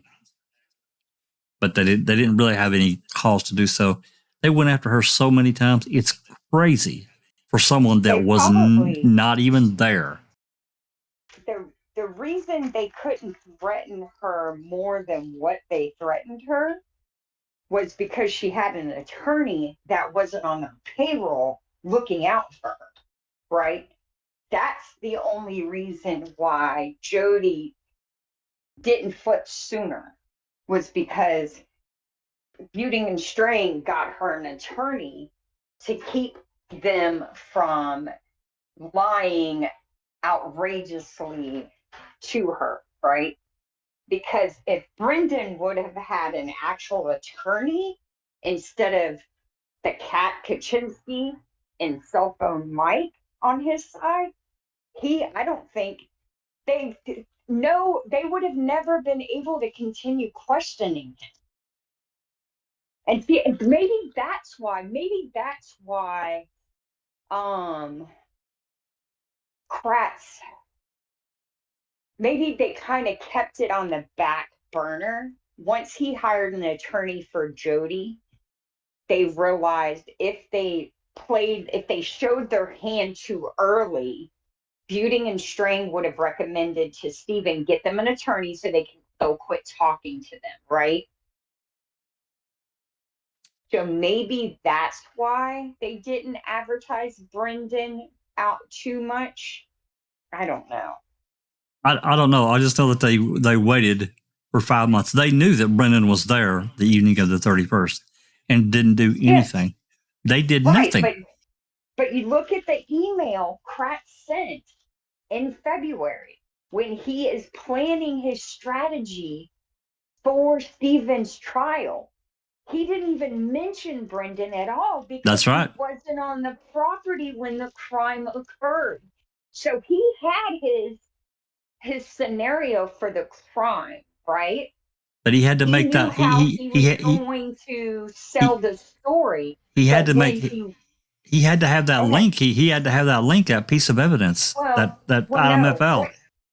It wasn't just item FL. It was a theory of the crime. Okay, because all he had was some blood in the back of the RAV. He had nothing of Teresa's in Stephen's trailer or That's right. home. That's right. Okay. He had no explanation for why her blood would be in the back of the RAV if they were going to sell Stephen took her in the trailer and killed her. That's right. That's exactly right. That's what I'm saying. He had to have that connection. Brendan supplied the crime, how the crime occurred, and he supplied the weapon, the mode of death, and the bullet with Teresa's non-blood DNA Yep. on it. And then you have that snitch who claims that she was shot in her private area.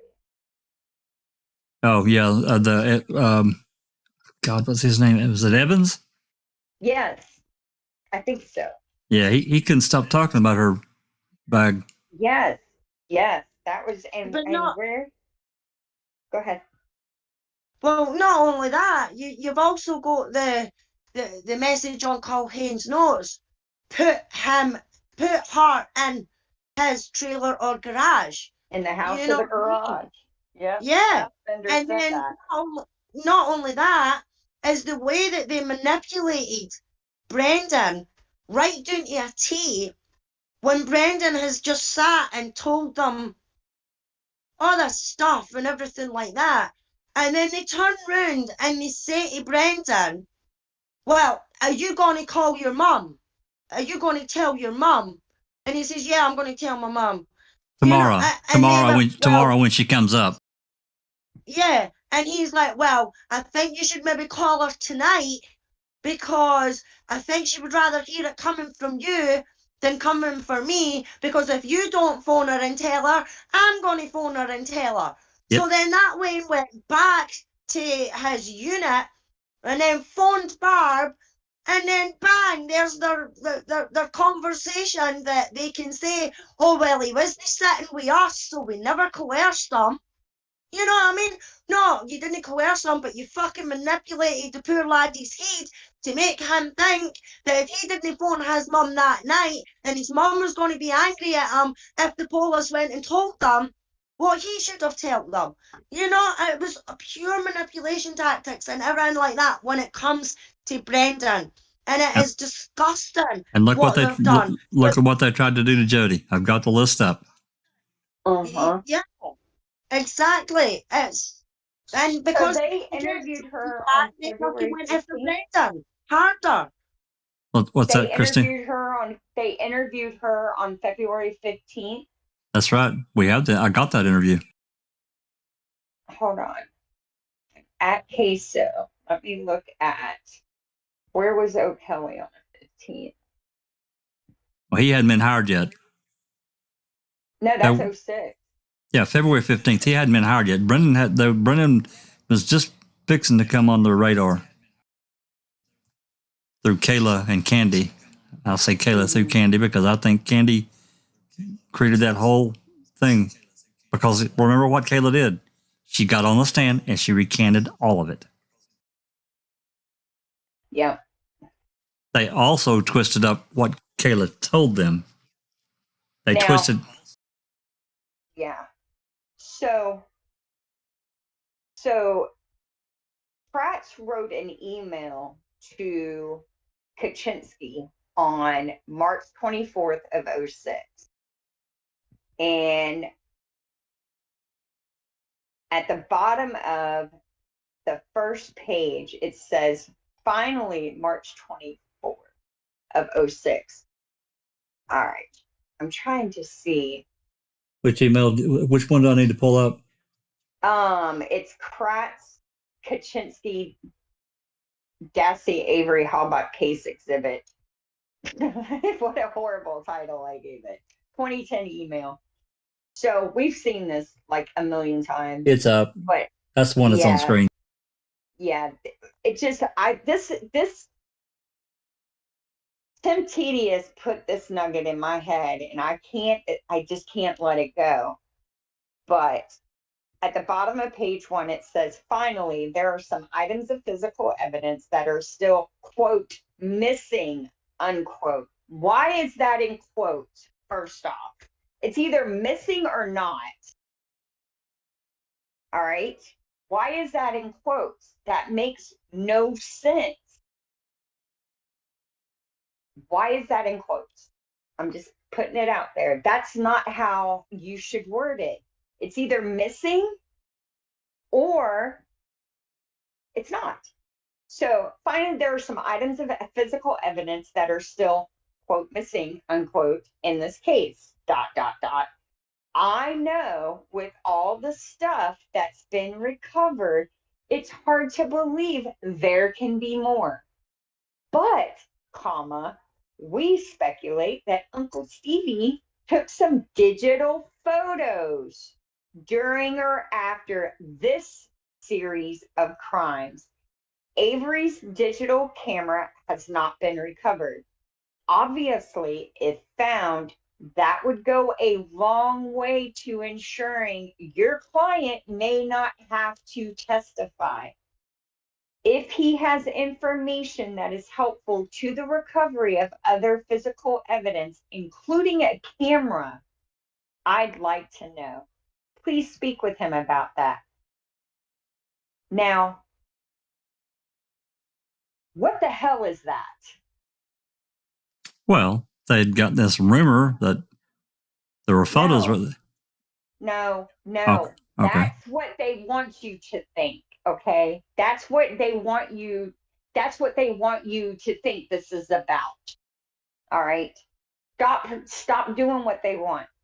Why would, if in an intentional wrongful conviction, why would the DA write this email to a public defender that's working with them about this? Why would he do that? That's how we got to approach this. Why is missing in quotations? That's the only thing he mentions. And then he closes with also your client speaks of hair that is cut off Teresa by the two of them. That has not been recovered yet either. So what? I can't escape the likelihood that they took photos, they have the photos, and they tried to use them as evidence. I just can't. I can't. Why would you mention this? Why would you mention this? If you're intentionally framing someone, why would you write this email? Why would you say that? Let's hypothetically, why would you say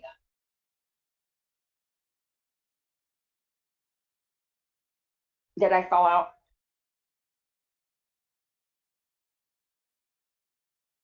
Hello? No, you didn't fall out, Christina. Okay. Am I crazy for seeing this? Does anybody else see this? It's nuts.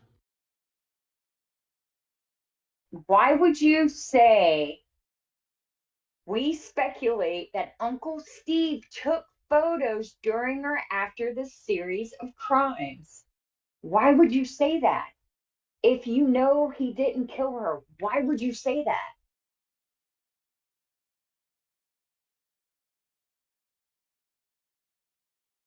And they had his camera. Not at that point. They didn't. They had his camera. Not at that point. Not at that. Not at this point. They did not. Yes, they did. No, they didn't. Looked at the camera. Not at this point. They didn't. First day. They looked at the camera on the first day. They looked at it. They talked about it. It's in a report. They had it. Why would you write this? They didn't collect it, but they had it. Because remember, it's in a report. They knew about the camera on the first day. Why would you write this?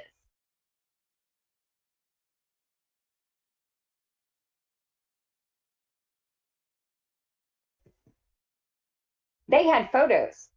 I know it's crazy. They had photos of her murder. Then they were going to try and link them to Stephen as evidence of him killing her. Hypothetically, I sincerely think that's what this is. Why would you put missing in quotation marks? Why wouldn't you just write missing? It's missing because they don't have a reason to have found it yet.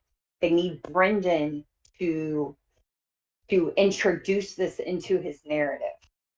Where they put the photos, where they put the camera, where they put her hair. That side there. I can see that side there, Christina. Yeah, definitely. You see what I'm saying? Yeah.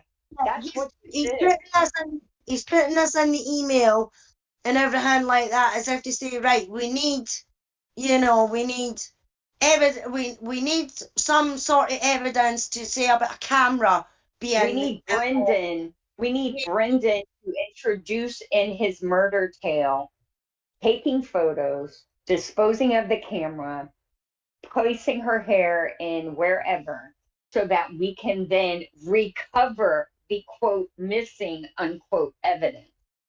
Yeah, the missing. I can see where you're coming from. Putting the missing in air quotes.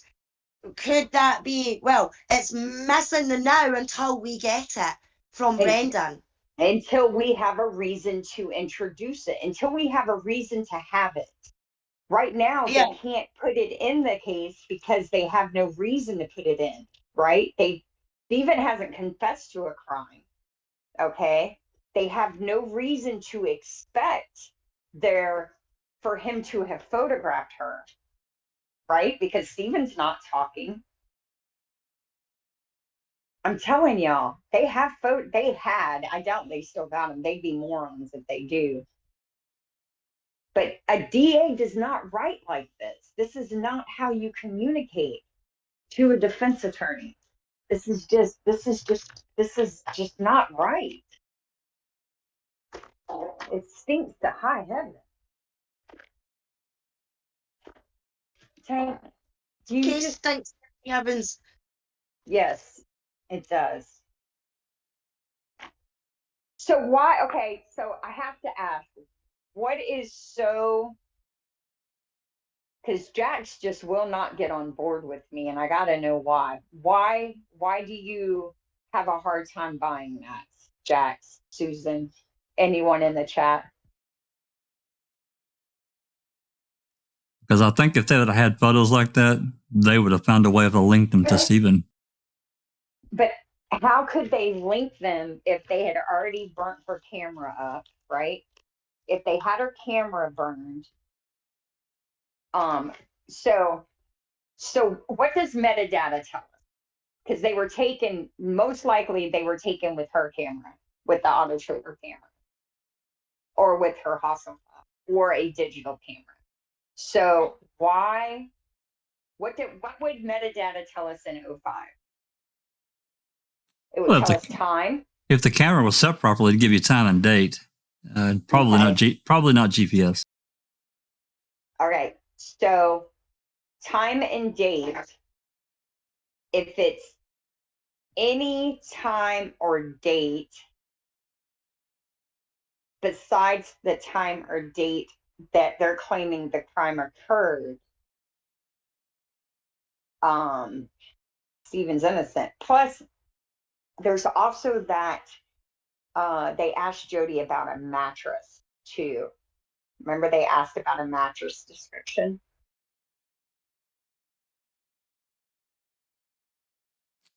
Jenks says that the October 13th, 2006, they served the warrant on the camera. Yeah, but it's in, hold on, Tim Tedious did a post on it. They had the camera on the 5th, the first day. They looked at it, they went through the photos on it, and they discussed it. They just didn't collect it. Then they served the electronics warrant and didn't list it then either. And I find that very interesting. Then they have all those conversations with Earl's kids about all the digital cameras on the property. I think that's what the issue was. Whatever camera took the photos, they couldn't link it to Stephen. And metadata at that point was something only super techie people would know about. I really believe they took photos. And I think that cooler heads told them that digital photos would get them in trouble. Yeah, Jinx is saying about the mattress. They asked her about the mattress, probably because there was no blood on it. So they needed to have her admit that it wasn't the one that she slept on, which, yeah, is a good point in a way. Because there was no blood or anything like that on the mattress, so and if she said, "Oh no, that's not the mattress that we were sleeping on," then they could come out with the excuse that he bought a new mattress, or you know what I mean, something like that, because they killed Teresa on it, or whatever, you know. But he's bought a new mattress, and that's why. They would have twisted anything and everything, and I kind of agree with Jack as well, in a sense that if they had any type of bad, horrible, disgusting photos of any kind from Stephen's camera, even one picture of Teresa in the background or something like that, you know, if he was taking a photo of one of his family members, but she was coming for an appointment and she was in the background, they would have put that out there. They would have went, "Oh, look, see, this is how bad he is, this is how disgusting he is," and yada, yada, yada, you know what I mean? And that information would have been put out there. Yeah, metadata can be affected. There are programs out there that you can easily deal with metadata. But it would have been also traceable, because look at how much trouble they're in. Well, I shouldn't say trouble. Look at how they're finagling with the Dassey computer has come back to bite them. I think who's the guy, Veely? I think Veely, and who's the WSP guy? I was on his case for a while. Who's the state patrol guy who did the forensic data report? The WSP computer generated images. What's his name? Oh, Austin. I think Austin and Veely vetoed using the photo. If they exist, I think Austin and Veely educated them about using digital photos and the likelihood of it coming back to bite them in the butt. Because these guys are just not the brightest of the bright. I'm not saying I'm smarter than them. That's not what I'm implying. But they were, they were trying to make this a grand, they really were swinging for the fences to make Stephen into a, heinous murderer. And I think that, I think it's also why they got rid of the bones. If they had photos, the photos were probably disposed of when the bones were. Just because it was just too risky to have them. Hey, did Tim Tedious delete his Reddit account? I haven't looked recently. Last time I looked, no, he hadn't. He still had his Tim Tedious account. Okay. I'm not on Reddit as much as I used to be, but me either. And and that's another interesting thing. Speaking of cameras, why did Pam Sturm get a camera and no one else did? Was that the camera that was supposed to have been planted in the car? I don't know, but I have the same query. I have the same, that bugs me as well. Why was she the only one that we know of had a camera and a map? I mean, we know Ryan and that was handing out maps and everything, but did he hand a map out to all the searchers that were there? And then when Pam turns up, he just hands her the camera? Or was it just her that got the map and the camera? Yeah. T1 said, hold on. T1, is this a joke? The German guy got arrested as well around this time, and he grabbed a camera and ran while being obtained by LE. Did he grab a camera? I haven't heard that. I don't know. I don't know. I don't. That's interesting. Yeah, and those hundreds of records Jax is trying to get them all, for sure. From June of 2005. I find that interesting. Yep. T1 also says, I'm on the fence because it's huge and they would have used them for sure. No doubt, in my opinion. Look at the extremes they went to already. Why in the world would they leave this out if they had it? Yeah, I mean, I can see where Christina's coming through with having the missing in quotes. Just the way my mind works and that as well, you know. Could that be it's missing the now but not for long type thing because they're going to try and get out of Brendan? But I also think that if they had this kind of information that was really, really bad against Stephen, no matter what it was, they would have used it. Just like Kratz did after Brendan done his coerced confession. He went straight out and done a press conference and anybody under the age of 15, please leave the room. And then went into a whole fucking tirade, what Brendan was supposed to have said and what they were supposed to have done and everything like that. If they had anything that pointed at Stephen in that sort of sense, they would have used it. Hey, does anybody want to explain to Kelly McAlien who the German guy is? Mr. Berg? Yeah. He's kind of, I wouldn't say he's like Andres Martinez, but his ex-wife made a lot of interesting allegations against him in a house they were moving into around the time of Teresa's disappearance. His strange behavior, some wild diet cherry Pepsi soda cans, some women's underwear that didn't belong to her with blood in them. What else am I missing? This guy was mentioned. We probably wouldn't even know much about him, if at all, if Griesbach hadn't put him in one of his books. Yeah. Like as a red herring.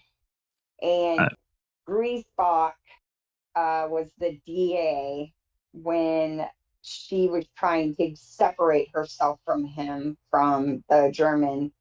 And Manitowoc, when he got out of jail, you're supposed to keep a domestic violence victim's info private. They gave him her address, her phone number, and everything. And so, yeah, it's almost like they intentionally just added him into the mix.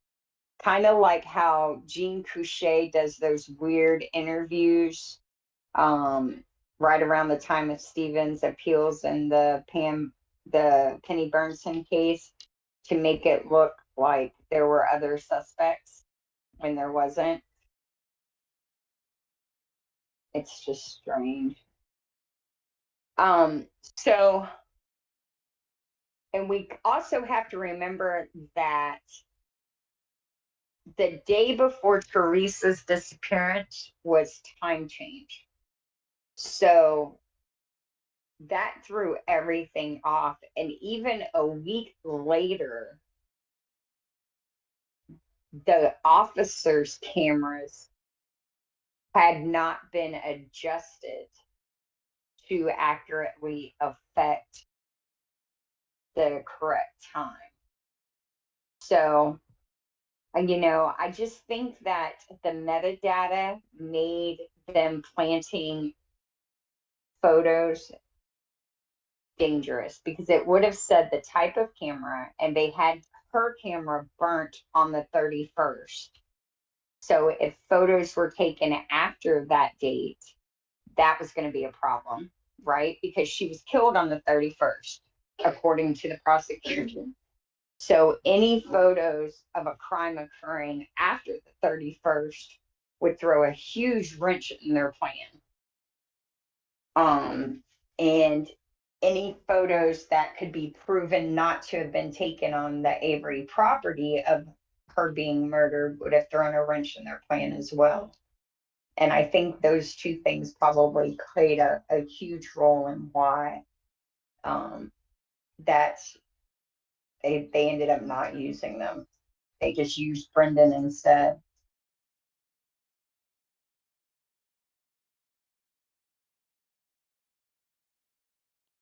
But I think it's clear it's a created crime. And the confidence by which they do this makes you wonder how many other times have they done that, you know? I mean, we know they did it at least one other time to Stephen, but how many other Stephen Averys are sitting in prison for crimes they didn't commit? It's just, yeah, exactly, Christina. That's what my point was earlier on. You know what I mean? If they can do it to Stephen, and it's obviously, in my opinion, and this is just my opinion, it's obviously not the first time they've done it. No. You know, so, and I know a lot of people out there don't like to think that their police officers and that are corrupt or can be corrupt or the department's corrupt or whatever, but all it takes is one or two to spoil the barrel, you know what I mean? And then they're all tarred with the same brush.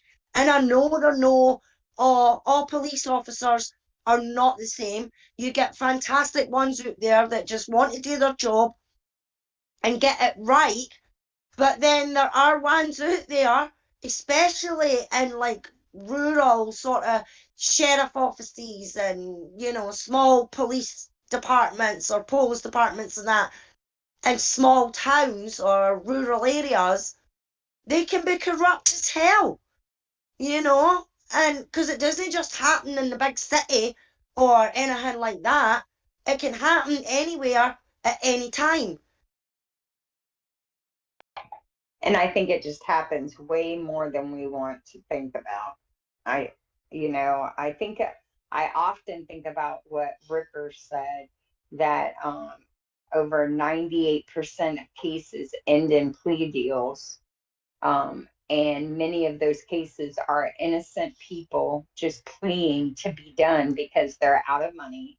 They can't afford to keep taking off work to go to court. And it's just easier to say, yeah, I did it, and take the punishment and get on with your life than it is to keep shelling out money, missing work, losing money to fight something that the state is just going to convict you for anyway. That's why. And don't forget that the risk of going to prison for a lot longer. Yeah, exactly. They'll take 5 years probation versus 2 years in prison. And, you know, and it's so sad that the justice system has devolved into just another industry of profiting off of humans. And, yeah. you know. Yeah, exactly, Christina. I mean, especially the differences that there is in the money that the prosecution has to the defense. You know, it's exactly the same here in the UK. Here in the UK, if you can't afford a lawyer or anything like that, I think you call it a public defender. Over here, that's called legal aid. If you need to take somebody to court or you're going to court, and you can't afford court fees and everything like that, then you get a public defender.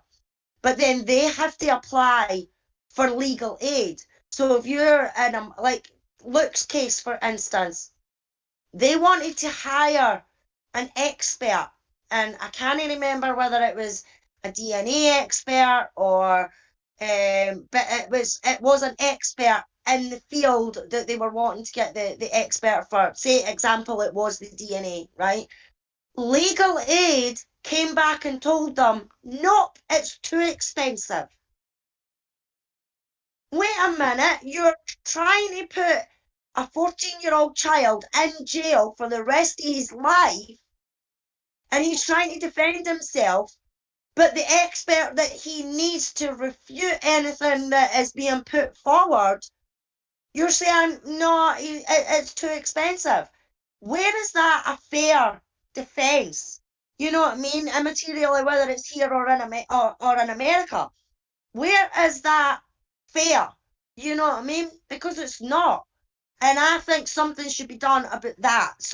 They should have equal amounts, equal set amount, you know, like say the prosecution has 40,000 and the defense has 40,000. So you have to get your experts and everything like that, your tests and everything like that done within that budget, period.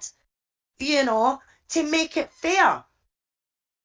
It's the only way I can see that it's going to make it fair is if they've got maybe a set budget, but they have to have the same budget so that it can be a fair trial and a decent defence can be put on, especially when somebody could be sentenced to death in your country. You know, I mean, here it's just you're sentenced to life and that's it. You'll stay there for life. We don't have to worry about the death penalty. But over there, when they're trying to defend somebody's life who could get executed, but they're not getting the same amount of money as what the prosecution can get, that is just not fair in itself. Yeah. So let me ask you this. If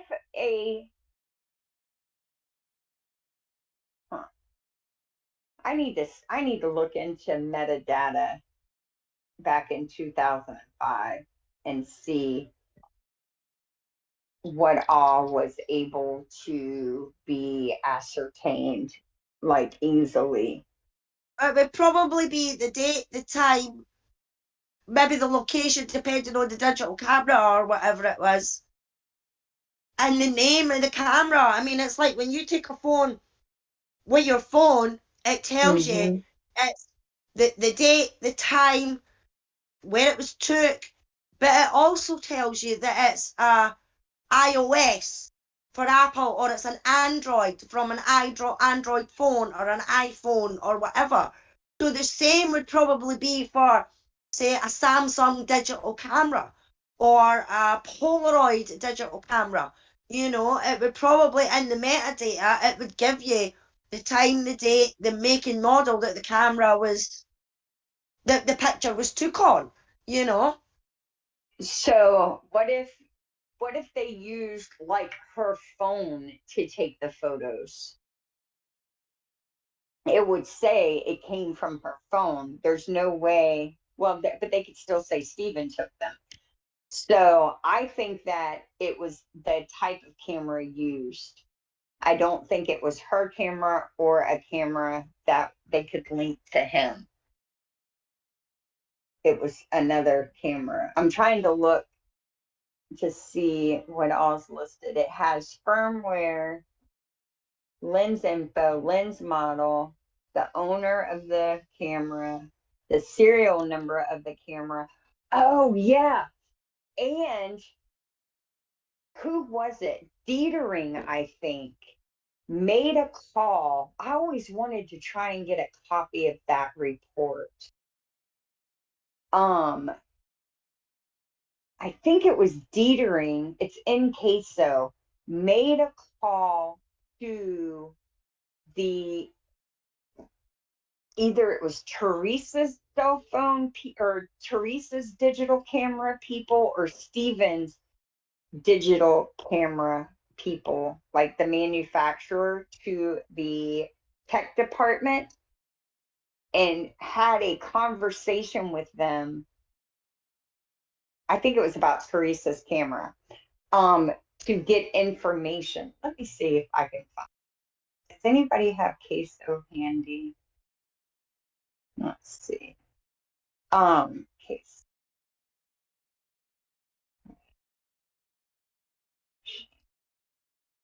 I wonder when that was.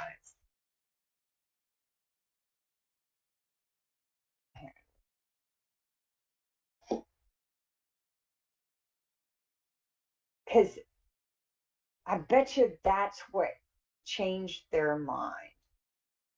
Let's see. Camera.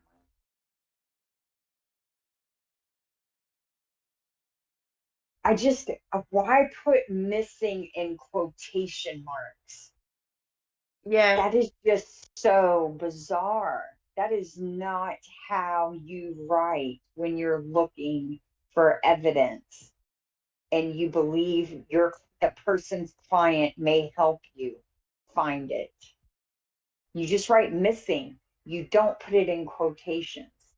That makes no sense. That is not.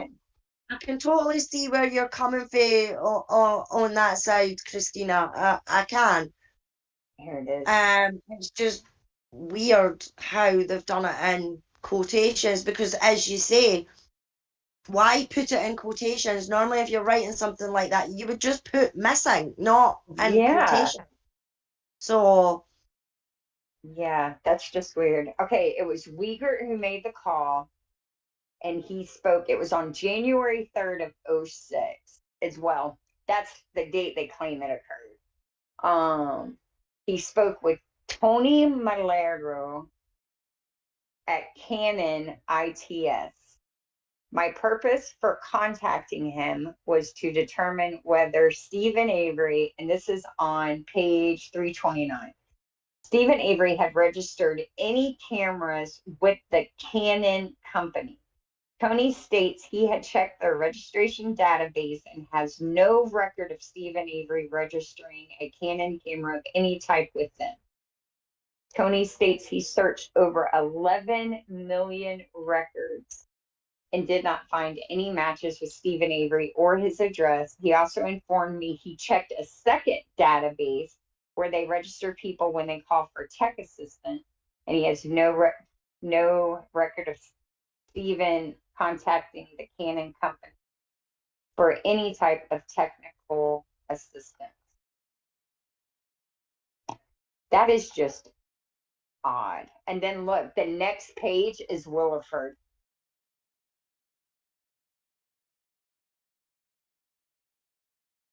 Williford, who was a DCI agent, who was sister-in-laws with Laura Faust from Kakana PD, who for some reason decided to chuck the DCI gig and go to work for Auto Trader. But not for long, just long enough to get Teresa a camera.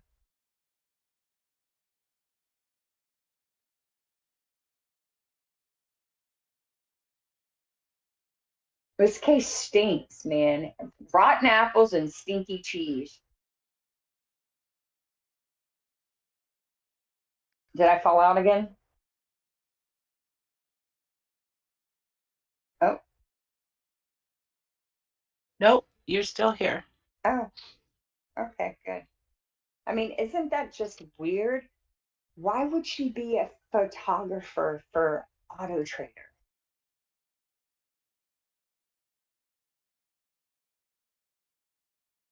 Allegedly, she wanted to spend time with her kids as they were growing up, getting bigger.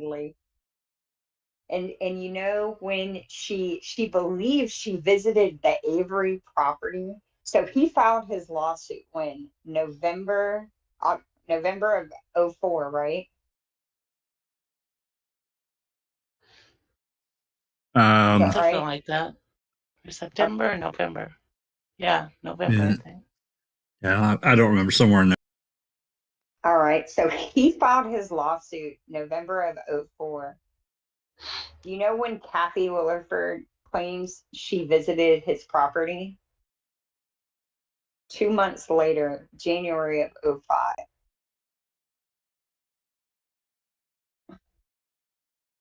Jinx says she thinks she quit the DCI a long time before that gig. Yeah. And if she's working, and here's the thing. Let's say she's working undercover or working off the record as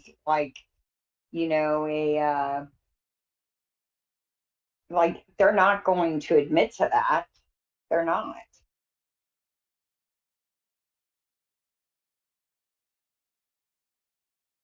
And an ex-DCI agent going out to a guy's house who had just been wrongfully convicted and released, she's going to call her sister-in-law and say, hey, I was out at the Avery property today. Like, So why wouldn't she stay on the case if that's what she was doing? Well, I mean, she is on the case, right? She's in this investigation and she's in convicting. It's just it's just weird. Why is she sister-in-laws with the dog handler in this case? And she's connected to Stephen Avery. And she's connected to Teresa. Like, that's just too many friggin' coincidences. You can't make this up. You can practically connect everybody to everybody in Yes. this freaking case. You Yes. know, I want it that can't database. it can't all be suspicious. I don't know. In this case, I think we would be remiss to not look at everything through a suspicious filter because of what they're doing and what they've done. I found all those connections with Kathy Williford very strange. There's too many. Yeah, and she's been convicting on top of it. Well, yeah, you could. Avery gave you the creep. It could have been me. Mm-hmm. Yeah. Yeah. It's just too. That's just too much for me. Too much. As I said before, one or two things, maybe three at a push is a coincidence. But when you start seeing more and more and more and more and more, it's no coincidences anymore. It becomes a pattern. That's right. You know what I mean? That's right. That is exactly right. And there's just too much. We know they're innocent, right? We know they're innocent. We know that Teresa left the Avery property that day. Are we all pretty much in agreement with that? Stephen didn't kill Teresa. Teresa left after taking pictures of the van. Yep. Do we all pretty much agreed to those two things? Yep. Yeah. Yeah. Okay. Oh, who said yes that hasn't spoke until now? Oh, that was Jax. You sounded foreign. Sorry. So that means that at minimum there is a core group of officers and a DA that is intentionally framing a guy for a murder he didn't commit, right? So, yep. What is off limits? What won't you do to get what you want if you're doing that?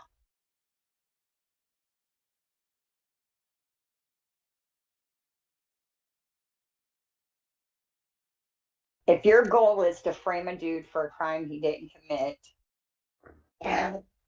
what is too far? A guy that's already been wrongfully convicted, by the way. What's too much? I guess that's the question we should ask ourselves. What won't you do if you'll do that? Because I think that's where we're at. So, and the getting rid of the bones bugs me more than anything. What story did those bones tell that they didn't want told? The truth. They were scared. The truth. So what's the truth? That it's not Teresa? Like what could those bones have said that they didn't want said on record? Because if they come back to Teresa, that's not going to hurt them.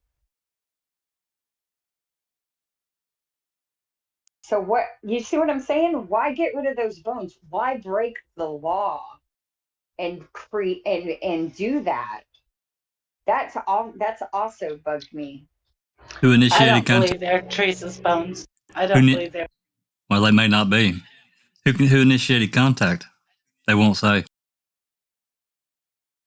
That's because nobody, I'll tell you who initiated contact. It's whoever, we need to see who, because Griesbach, I believe, when did that happen again, Jinxie? 2010 or 2011? Or The Bone Gate was September 2011. Okay, so 2011, Griesbach was on the IP board.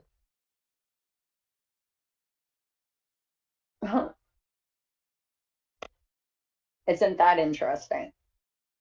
So did he call up his buddies and say, hey, we just got $2 million to test DNA evidence to get guys out of prison? Well, it was $1 million.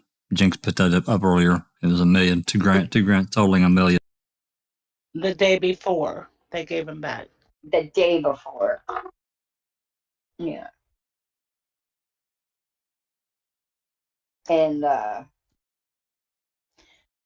they did not want those tested. No.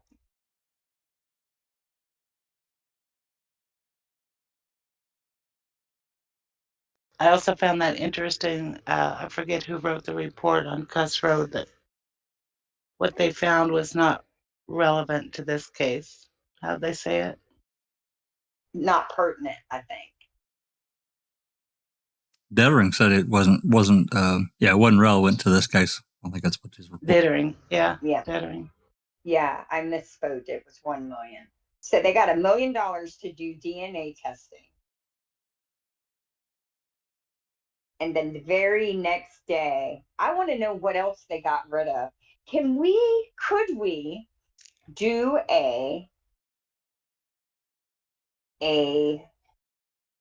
how would I say this?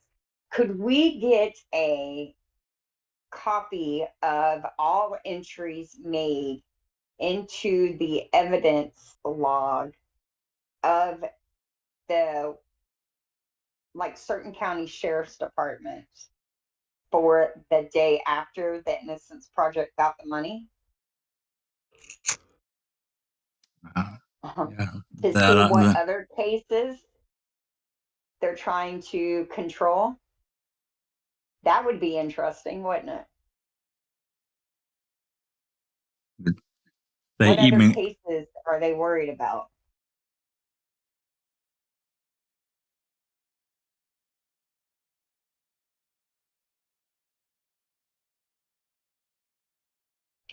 My brain just goes sideways a lot. Well, no, I've just been reading that last wee bit of the email there, and it's what it says at the bottom. If you or your client have any further ideas about his case or the eventual Avery trial, I am happy to listen. I am sure you know the kinds of things we are looking for from your client. Have a good weekend. Yeah, it's like, you know what we want, so get it for your client. You know what I mean?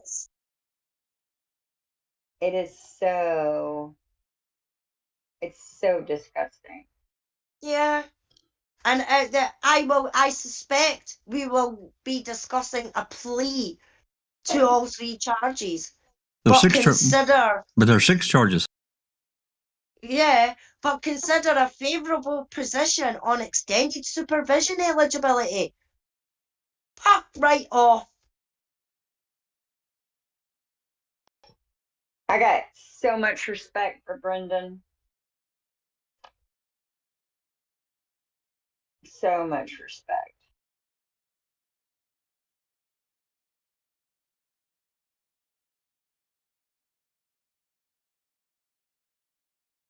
Assume we can discuss any plea potential after the 5-4 motions. Yes. But after you watch and listen to the interview, videotaped and full provision of Miranda, and his mum is in the hallway, you may wish to discuss a plea, even before the hearing. And then he goes on to say, I suspect we will be discussing a plea to all 3 charges, but consider a favourable position on extended supervision eligibility.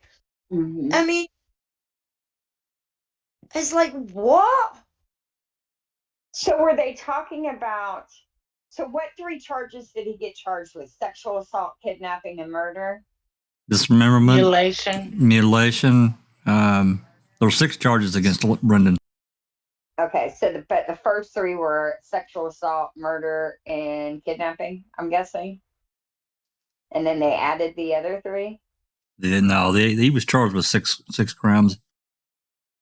From the beginning? I'm pretty sure, yeah. It was Avery that had charges added to his docket. So why is he saying there's 3? That's really weird. I don't know. Yeah, that's weird. That is weird. Good eye, Alice. But I think there was one other. We did the Cohen. We did the O'Kelly email. Got the Doug Jones memo.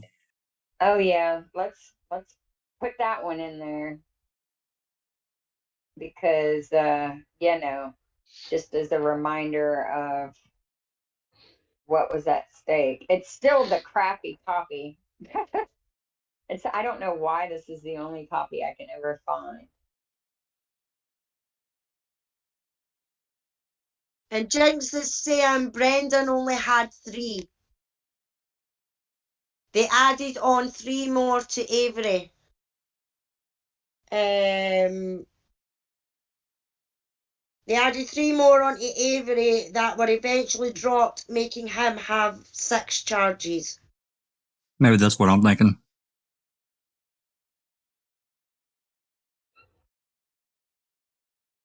Yeah, after Brendan's statement, I guess that's how it was. They added 3 charges to Avery. Yeah. And then Beating and Strang argued for months and months that Brendan had no standing to make those claims. There was no evidence of it. And eventually, right before trial, they dropped him. So this is a DA, an ADA writing the DA. Okay, so a lawyer writing a lawyer. Let's remember that while we're reading through this.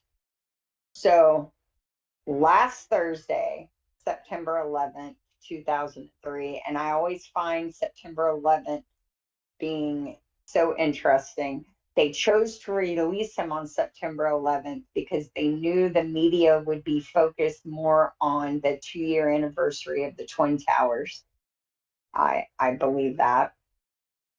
I called and spoke to Jean Couchet in the afternoon to tell him that there was an article in the Herald Times Reporter about the Avery case and that Avery had been released. Now, let's start with that. So this is an ADA, a district attorney, calling a retired cop, not an active duty officer, but a retired officer, to tell him about an article in the newspaper. So they're friendly, right? Friendly enough. Yeah. I mean, why would you be calling this guy unless you had his number, 1, and not his work number, but his home number, and 2, yeah, that's just weird. Weird all the way around. Gene said that he was already aware of the article and about Avery being released. We chatted about unrelated matters, his health, future plans, and his exercise regime that he is beginning. I also told him about how things were with my family and me. As I was trying to close the conversation you initiated, mind you, Gene told me he would retain the drawing. Like, how did the drawing come up? Like, there's no mention about the drawing. Part of that innocuous conversation he just talked about. Yeah. So, oh, hey, I'm walking 2 miles a day, but I'm keeping that sketch of Avery. What? He then told me that in 95 or 96, Andy Colburn. This is the whole point of the memo right here. They had to make that, in my opinion, let me qualify it. In my opinion, this letter was written to try and make sense of those interviews Couchet did out of the blue in 96. That's my thinking. He then told me that in 95 or 96, Colburn had told Tom Pasurik that an officer from Brown County had told Colburn that Allen and not Avery might have actually committed the Burnson. Dean stated that Colburn was told by Pasurik something to the effect that we already have the right guy and he should not concern us.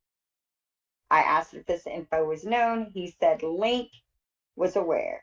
He did not indicate in any way when Link first learned about Colburn and Pasurek's conversation. On late Thursday afternoon, I found Mark Rohr and apprised him of the convo with Gene. By the time I found Mark, he indicated that he had already been made aware of the conversation. So, what do we know about? So, what does this tell us? Rohr, Pasurik, Couchet, Link, Colburn. Pasurik. Yeah, Pasurik. And probably Vogel. Vogel. Oh, Vogel for sure. Griesbach. Peterson. Who else? Well, that's the main cast of characters. And Jones. 9. Well, Okay. Doug, well, yeah, he wrote the memo, yeah. Yeah. And so these 9 people at minimum were all talking about this case amongst themselves and with others. Now, why document? You're a DA, okay? Why are you writing this down in a case where your office has wrongfully convicted a guy and just got busted? Why are you writing this down? What are you trying to prevent here? What are you trying to keep from being found out? Because that's what this is. This is trying to mask something else, because that's all they do in this case is they create something to keep your attention in order to keep you from focusing your attention on fill in the blank. So what is this doing? What is this hiding?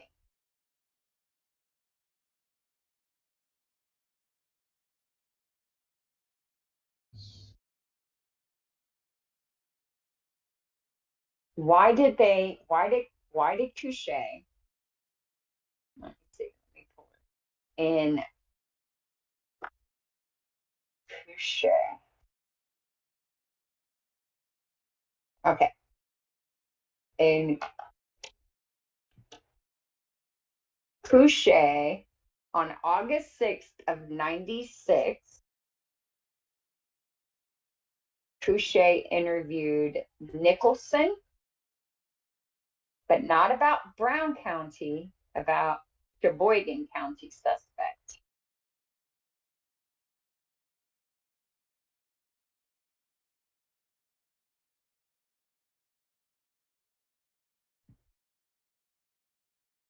And,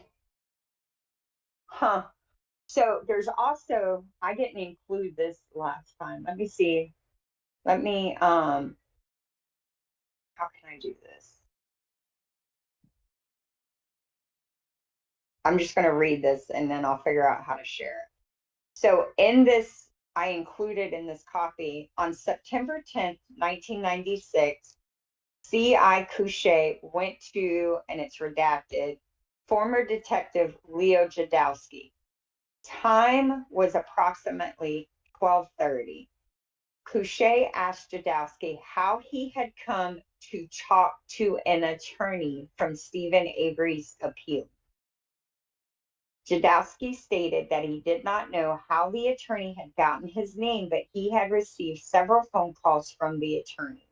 Jadowski further stated that the attorney wanted to know what he knew of the Avery case And Jadowski replied that he had told the attorney that he did not work on the case, that the only thing he knew was he heard a comment from Gospodarak stating that there had been a look-alike suspect in Sheboygan. Jadowski stated he didn't know any more about the suspect or the info and that he had no further recollection, as it had been about 10 years since the incident and he was not directly involved in the case.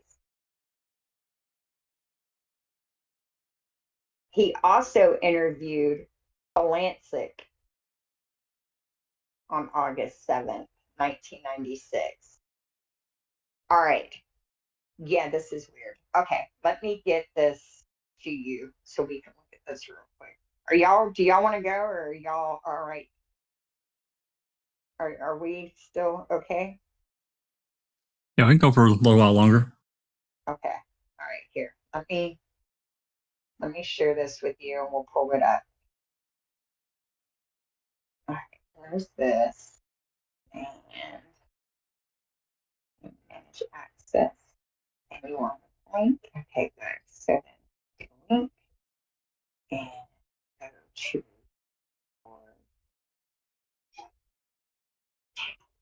CTE text. All right, here it is. So this is, I knew he had conducted more interviews.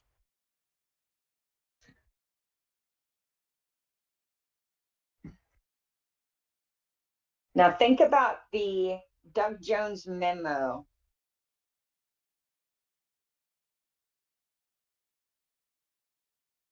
While we're looking at this.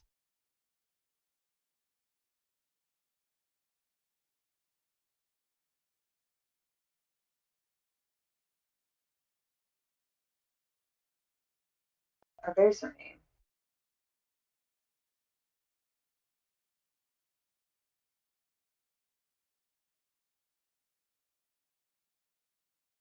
So August 6th of 96.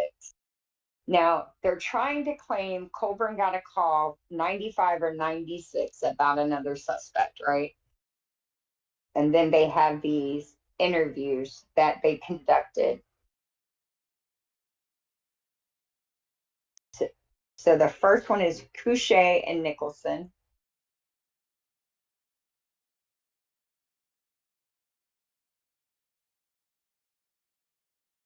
And he asked him about a look-alike suspect from Sheboygan.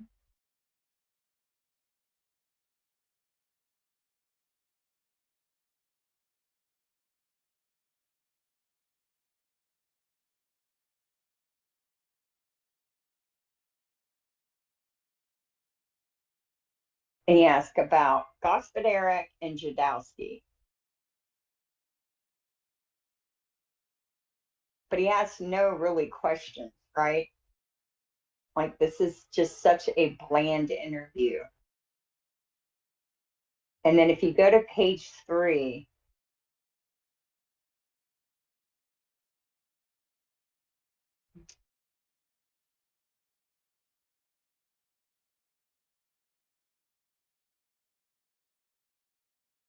it just really makes no sense.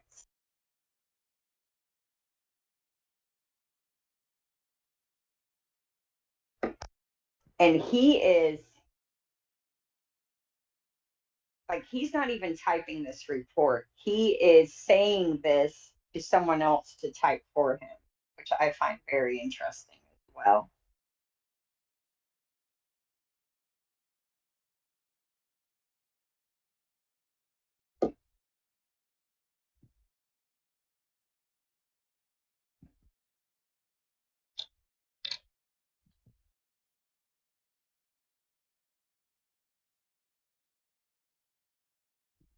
And Jadowski replied, he told the attorney he did not work on the case, that the only thing he knew was he heard a comment from Gospodarak stating that there had been a look-alike suspect in Sheboygan. Jadowski stated he didn't know any more about the suspect or the info and that he had no further recollection, as it had been about 10 years since the incident and he was not directly involved in the case. You know what, y'all? I just had a thought. What if I've had a hypothetical before.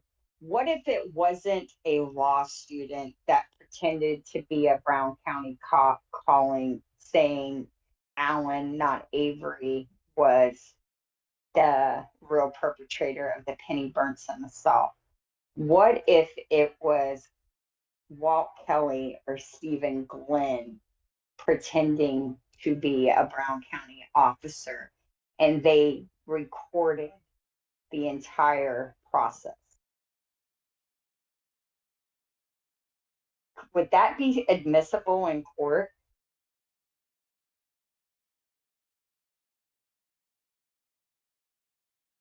I don't know. Because they knew, I mean, anyone who spends 30 minutes on the 85 case and goes and talks to, or just looks at similar records at that time, once they knew about Gregory Allen, would know it was Gregory Allen, not Stephen Avery, right? Is that fair to say? Especially after the Green Bay assault. Once they were able to put Allen in Manitowoc County when Penny Burnson was assaulted, they'd know it was Allen.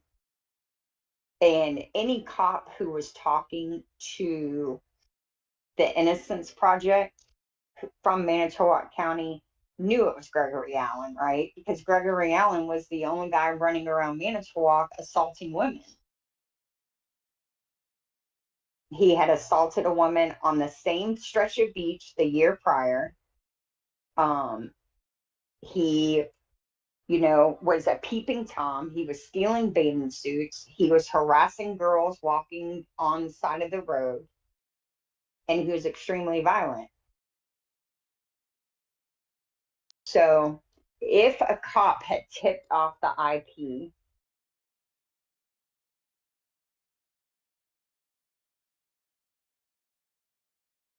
I don't know. I just think there was something there. They had something. So then if you go to page 4, they interviewed Kalanchik.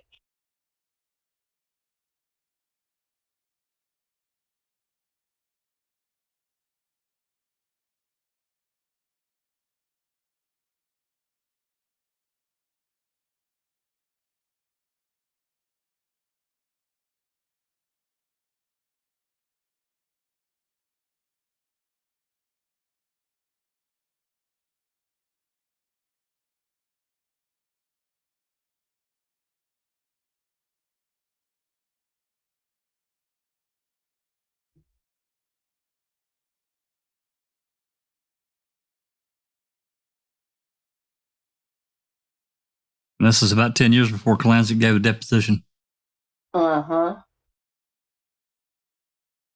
But this doesn't, after the hospital thing, okay, where it says AK okay regarding that case, at the bottom of that paragraph, what does this mean?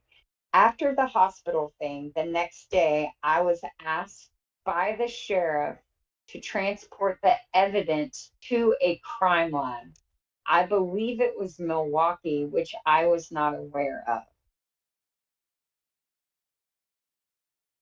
What wasn't he aware of? The crime lab or the evidence? Maybe that there was a crime lab in Milwaukee. Does that seem weird? I don't.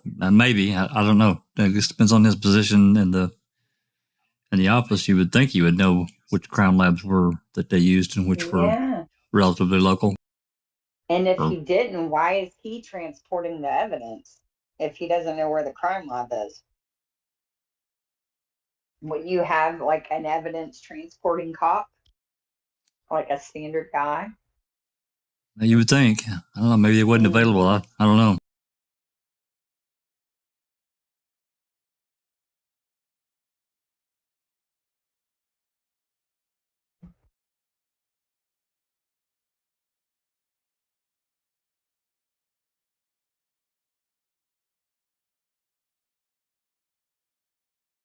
And then on page 5, it says, do you recall any info or conversation amongst the detectives concerning lookalike suspects? Kalanchik says, I do recall, and I don't know who really mentioned this. There was supposed to be some type of a lookalike, possibly from the Two Rivers area. And that is, I don't know where this all came from, but it was, if you want to call it the scuttlebutt or whatever around the office. Just tells me that they, just tells me they were aware of Gregory Allen. Oh yeah, yeah. And they're all acting like they don't know who he is. But Manitowoc is not that big. And at this time, they didn't have that many officers, you know? So they're trying to play ignorant and they're looking really dumb.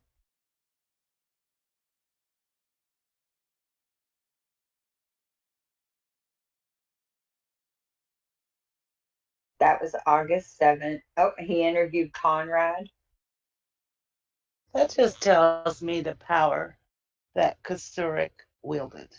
Mm-hmm. Everybody stood down. Nobody did what was right. No. Everybody knew. Kosurik had some serious power. Oh, yeah.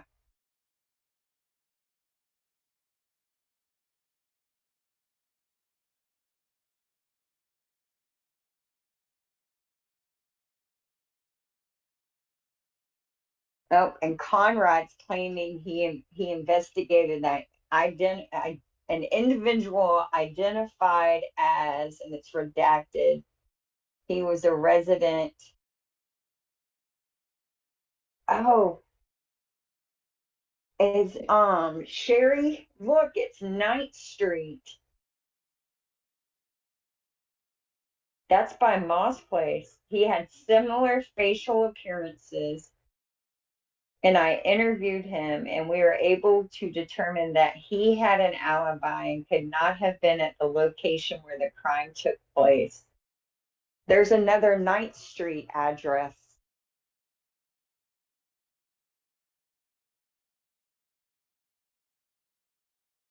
Interesting.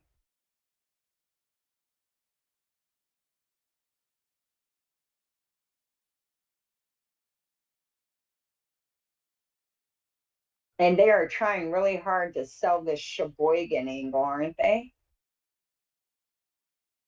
Now, where did Vogel tell Brenda Peterson Allen was on probation at?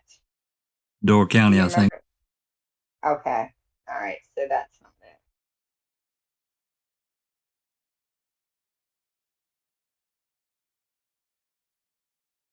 All right, so that's it. So he interviewed 3 officers: Conrad, Kalanchik, and Nicholson. Was Gospodarek dead? Why didn't he interview him?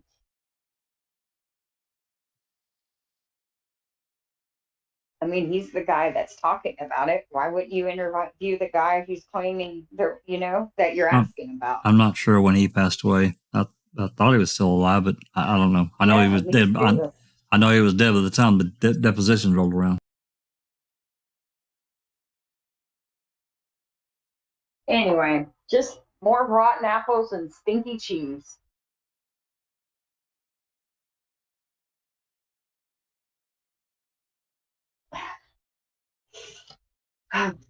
Anybody got any thoughts?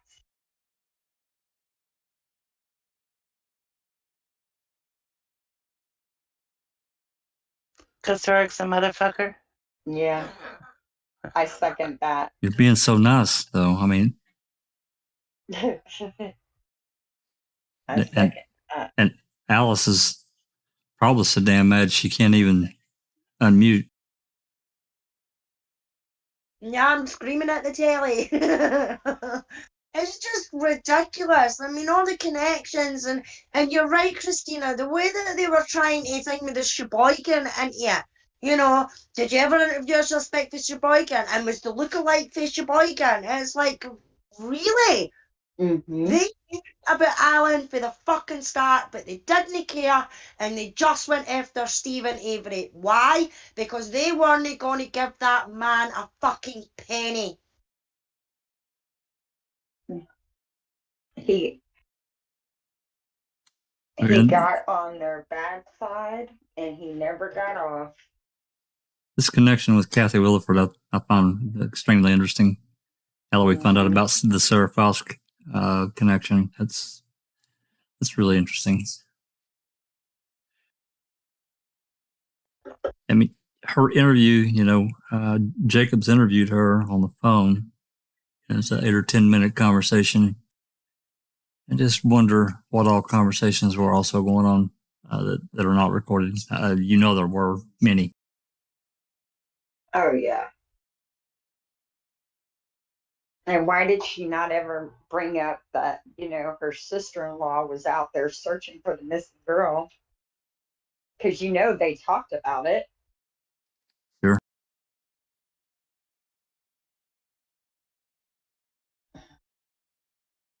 Very interesting, for sure.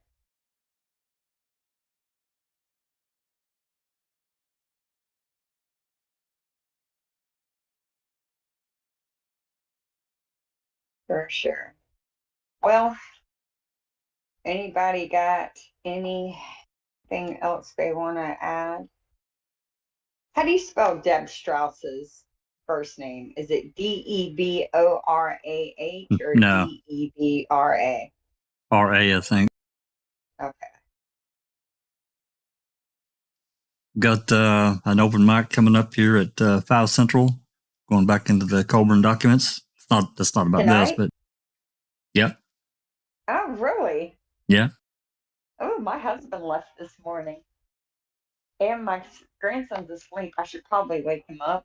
I'll Yep, probably hopefully. wake him up, feed him, and then yeah, awesome. So we got Hopefully. new documents?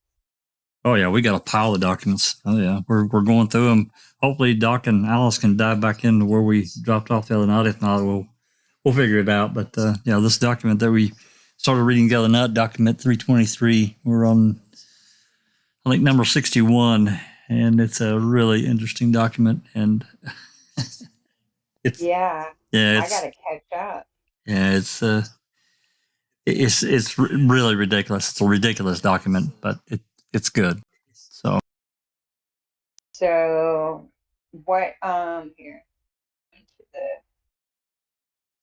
We're on document 323, and we're up to 335 is the last one Cherie got yesterday, I think.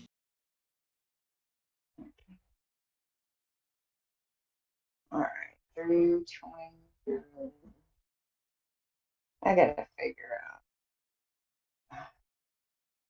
out. Awesome. Well, I guess we need to go so we can make some coffee and get our heart rate up so we can get back to it. Yeah, hopefully after 45 minutes. No, hour and 45 minutes. Even better. Okay, that's better because that'll give me enough time to get 5 Central, 6 our time. Okay. Well, y'all, thank you for coming and participating. I always feel like I ramble, so I apologized if I rambled. And if I bored anyone. And yeah, this case is just, I like stinky cheese and rotten apples is my way of not using curse words to express how I feel about the assholes in this case. Don't you worry about the cuss words. We'll take care of it. And yeah, so I guess with that, yep, thank you. Alrighty, folks. To my panel. Yep, absolutely. Thanks to panel and everybody that's came in the live chat. It's been a interesting review of these old documents, and I'm sure we'll do it again at some point. Anyway, let's get out of here. This has been a Foul Play production.